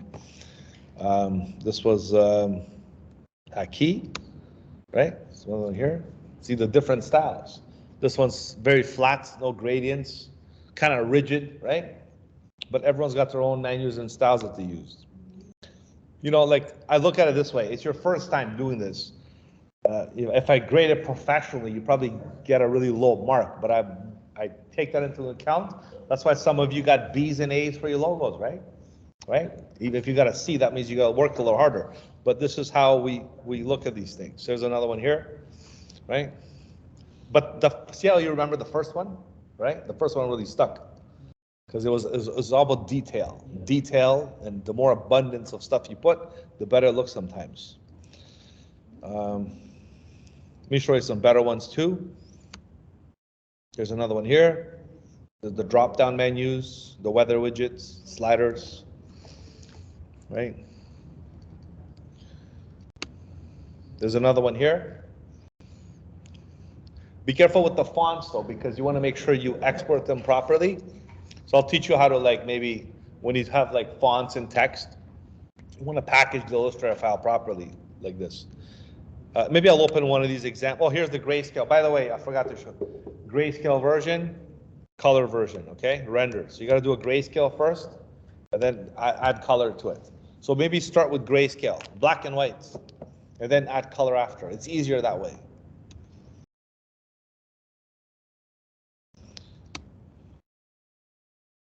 There's another one here.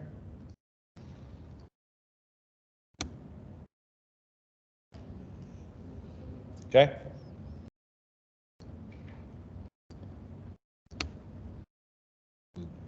Jazz meats.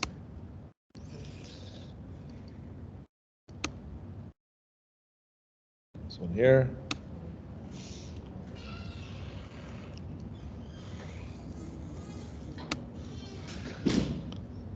Here's Janine.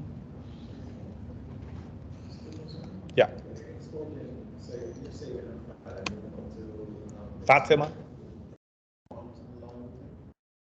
Say for instance, it was a point that was included in a system, but it's a point that's already in The file. yeah. Yeah. Illustrator. I won't be able to export the point itself from I'll show you. I'll show you. Yeah. I'll show you.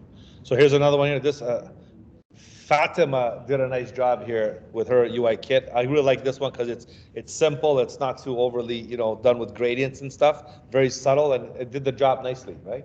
So that's Fatima there. There's another one here, Justin. This was okay, you know, a lot of white space. Might as well make use of the white space, right? Do something there. I could have added some more elements and items there as well. Lehar did this here. Like a menu button, hamburger menu option. I don't like the squishy stuff, so try not to distort your text, your fonts, your graphics, okay? Try not to do that. Here's another one over here, okay? A little too much, like, you know, if we're doing like, it looks like kind of like 20 years ago kind of thing, a little outdated, right? As far as style goes, so, but Flash, yeah, Flash. Right, but still, you know, I'm looking for like stuff to show me that you're learning how to use the program too. I'm looking at it from a different lens. Here's the grayscale version. I think there's the color one as well with this one. Okay, but this is like more like modern, ideal, like stuff you want to do. A lot of it looks pretty simple and easy, but you know, here's okay. So there's Sarah here. She did like a user persona, I think, with the thing too. This is a nice one too, right? See, nice and organized, nice and clean, right? Different colors and styles. Mostly are for mobile screen. And websites. Use it for websites too, right? But a lot of them, yeah, a lot of them did it for mobiles, yeah, because they had Felicia's class, like you guys have. So they use the same thing for the other project, right? So I don't mind. I'm cool. I'm not gonna call Felicia and say, hey, did these guys use the same kid on your class? Because we don't care, right? If it helps you, that's okay. That's right. The previous one, this one here? Yeah, that's a good example too. Looks like a nice user persona. So this was the same section I had like you guys last fall, because it's a fall 2023. Yeah, so it was last year. This is like a year old.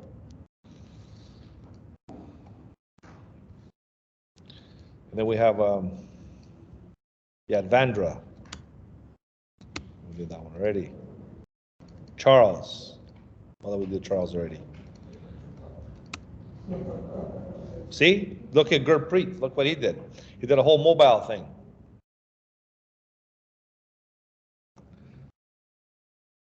I mean, I think he could have used more styles and colors and stuff, but whatever, it was. There's another one here. I think this was also multiple documents. Yeah.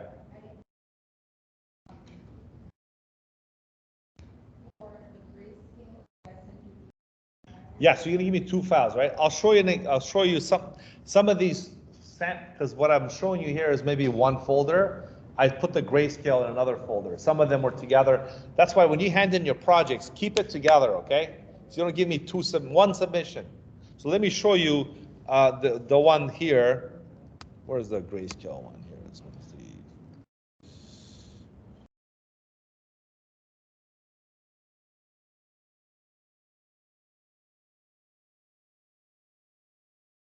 Here, I'll show you this exactly how to do.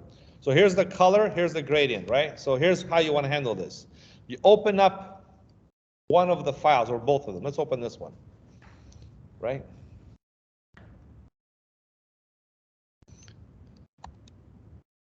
You can do both in the same file. You can keep them separate or zip them, or you can do one in the same. It's up to you. Let me open up both to show you, right? I'm gonna go to clean up my workspace here. Reset Essentials Classic. There we go. Okay. So let's say this is your project. This is, let's say, your project. Here's your grayscale version. Here's your color. You're ready to hand it in, right? So what do you do now? So instead of having two separate files, which you can, I don't mind, that's fine if you two separate ones, but it's easier if you put it together in one file. So how do you do that? Well, once you do the grayscale, you can go to the artboard tool. Artboard tool is located right there. And if I taught you Illustrator 10 years ago, artboards just came out. They were new. You couldn't do two artboards in Illustrator. Did you know that? There was only one artboard, that's it. But people say, well, now I have to make 3 PDFs to send 3 files separate. How do we amalgamate the documents in one file? So that's when artboards came out. Finally, they released artboards, and it was like the big thing. Artboards, yay, finally. So artboards let you do this. You can copy this artboard, right?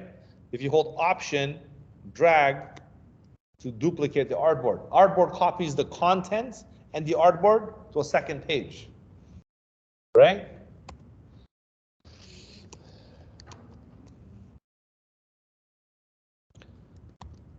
Or you can make a new artboard. Just draw a new artboard and match the same width and height. So if this is 1366 by 768, I go to this one and I type 1366 by 768, right? Or from the get-go, as they say, if you make a new document, right, you can tell it you want maybe 5 artboards right there from the starting point. And you can make it whatever size you want. So if I want to do this properly, I would do 2. If I were you, put 2 artboards, click create. There's 2 artboards. But again, it's no big deal if you have 1. You can just copy it to make another one with option drag. So this is the only way to do this, ladies and gentlemen, is your artboard tool right here. Please remember that, okay? So now that I'm doing reverse engineering, because I already finished this, what I'm going to do is copy this artboard over here. So if I were you, this would be the smart thing to do. You do a grayscale, you come over here, and you throw your colors. So you come here and you're like, okay, let's do my colors now. I would use this. Remember the white arrow with the plus? Remember the Olympic rings we did earlier? This is your best friend right here, the one with the plus on it. Because you can go here and change your colors. So I can go make it like a darker blue. Maybe, where's my colors here? Oh, there we go, right? There's my colors. There's my colors. And I'm going to do my colored version, right? You get it? Or put the gradients, whatever you want to do. So it's easy to convert grayscale to color in Illustrator. Can you convert grayscale to color to grayscale? Yes, you can. Now with the new Illustrator AI feature, it's faster and easier, but ideally you just switch it like that. Let me just copy this one here. Here's my color version. Ready? I copy it, go over here, click on this artboard, right click, paste in front or paste in place. So now I got 2 files side by side. This is what you want to do. Instead of having it separate, keep it together. I'm just going to close this down. So now I have both files. To answer your question again, is how do you convert this to grayscale? I think you literally have to select each files individually. See, it doesn't give you the option here. It's difficult. You can't just do it. But if you do one at a time, you could go over here or just go to the gradient tool and just double click on this and use black, right? It's tedious. Like you have to do it one. I know there's no magic button. I think with AI right now, there's a color. I saw a color variations thing you can do. But again, this is why we do it the way we do it. We do grayscale, then color after. Okay. So, yeah.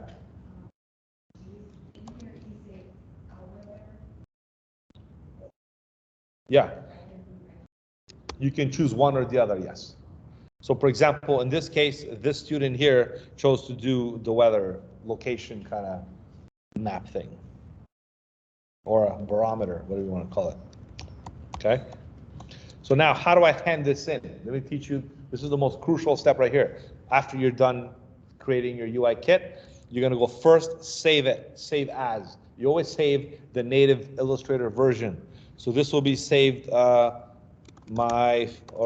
put your name. So Milorad, FTOS key, UI kit, okay?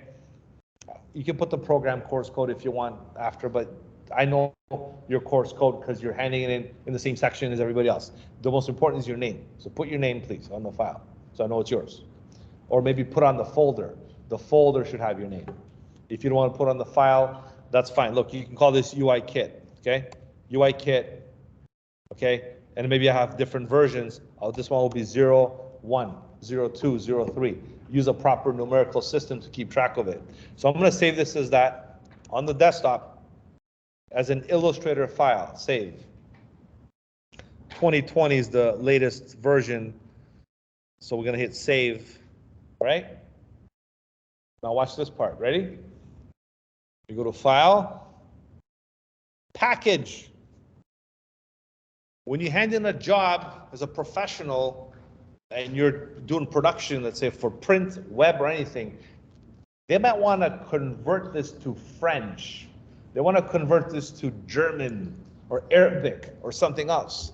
You have to give them the native file so they can do the translation. And how would they do the translation if they don't have your fonts? So when you package, you're supplementing everything together in one, or you're encapsulating everything in one file. The fonts and images, if there's linked images, they also get placed. You understand? There's no images here, it's all artwork, so you won't see any image links. But there's image links that I'm going to show you maybe later, another time, how to put images together with clipping masks and stuff. You could, this packages everything, like a package, like an Amazon package coming to your doorstep, okay? So I'm going to go ahead and package right now. I'm going to choose a destination, which is the desktop. I can also click on the folder and choose another location if I want to. I'm going to copy the links, okay? Relink linked file to document, copy fonts, and create a report. I don't have to create a report, but it's good to have it for record keeping purposes. So once I hit the package button, it's done. I'm going to put this away. So now it doesn't matter what you have. There's the package here, the folder. Open it up. There's the thing. I don't know what happened to the fonts though. Or maybe they're outlines. Yeah, maybe if the fonts are outlines, you won't get the fonts. Or if they're common fonts that I have, but they should have been there. Let me try another one here.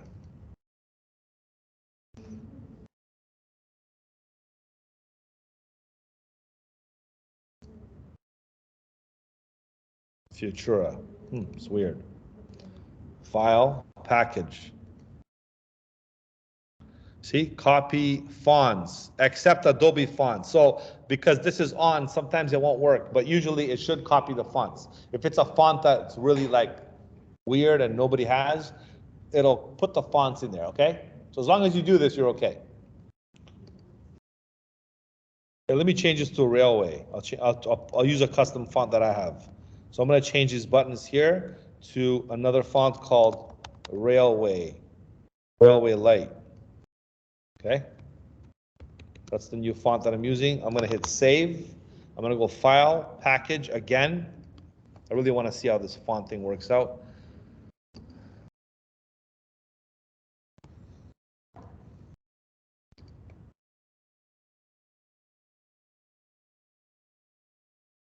Oh, there's another folder here now.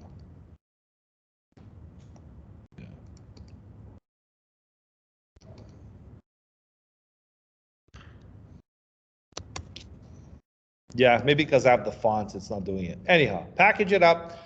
What you do after that is you right click. First, you put your name here. So this is where you put your name.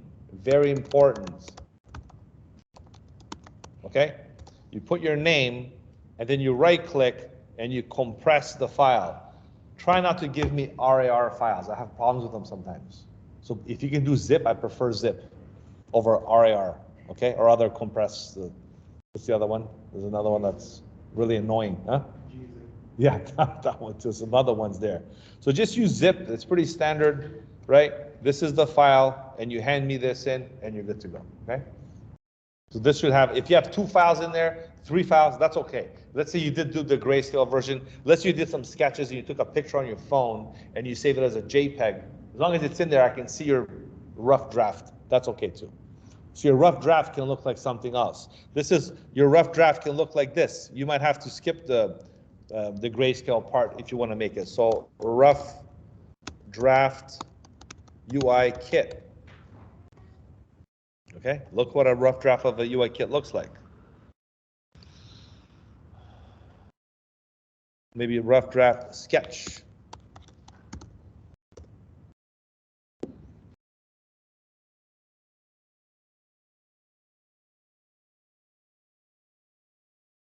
Okay, this is more like a wireframe. So UI kit here. The wireframes are more common with this, to be honest with you. Rough sketch. Let me just try this one here. Sketch of UI kits. Again, this is kind of the stuff you'll see. So that's why you don't see a lot of this, right? Just kind of more like, if it helps you, that's fine. But if it doesn't help you, just do the grayscale in Illustrator, okay? If you want to draw it by hand, you can. It's just hard to find some of these more up-to-date ones. Right? They'll look kind of rough, right? What's that? A hand drawn? Let's try that. Hand.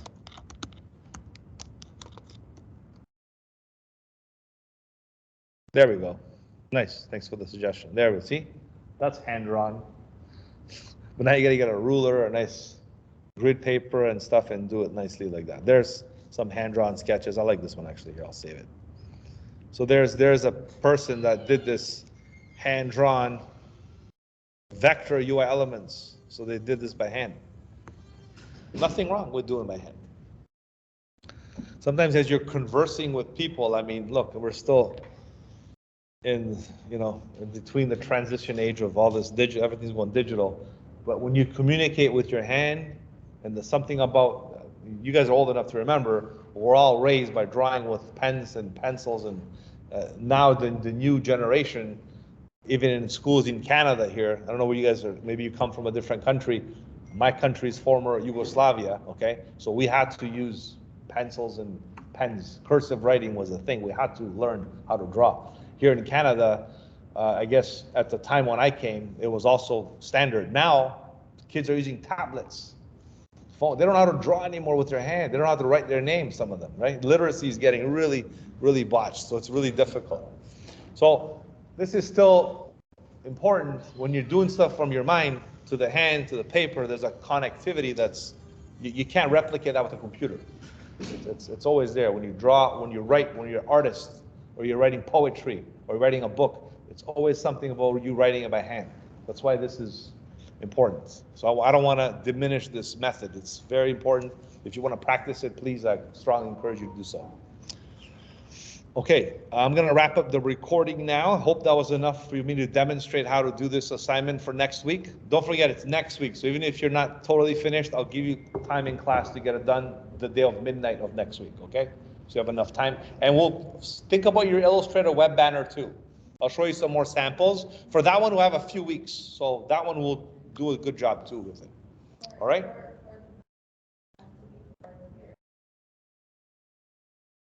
It could be, sorry? It's an Adobe Illustrator banner.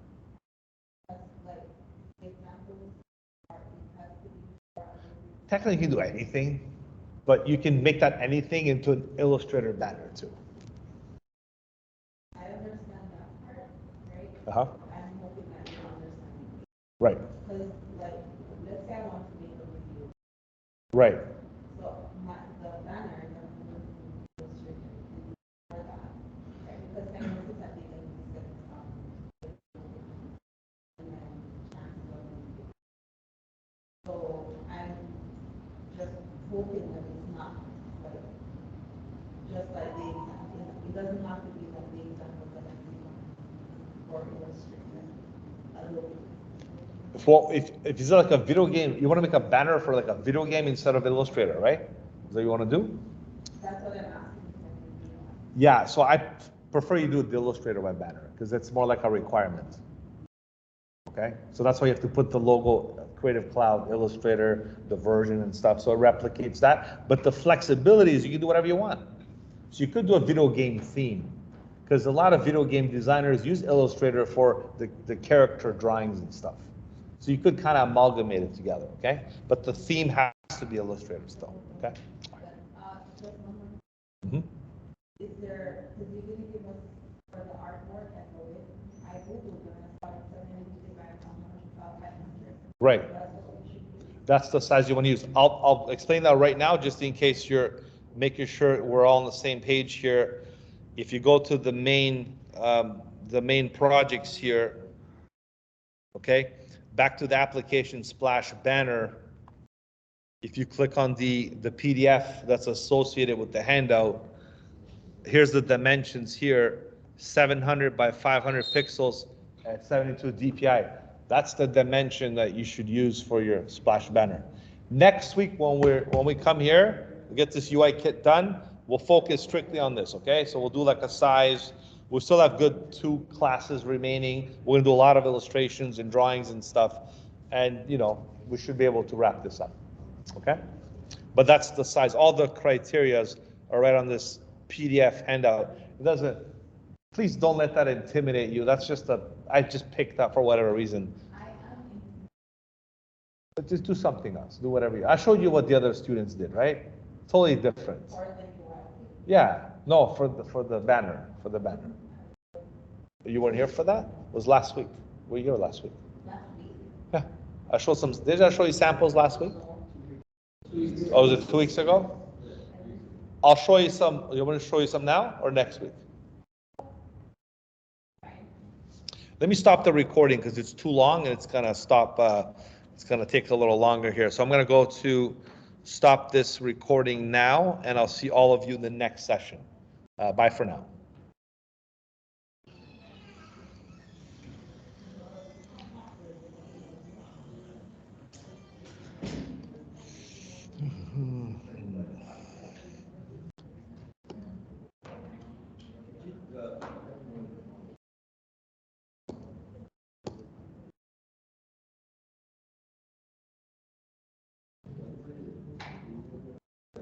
Stop recording.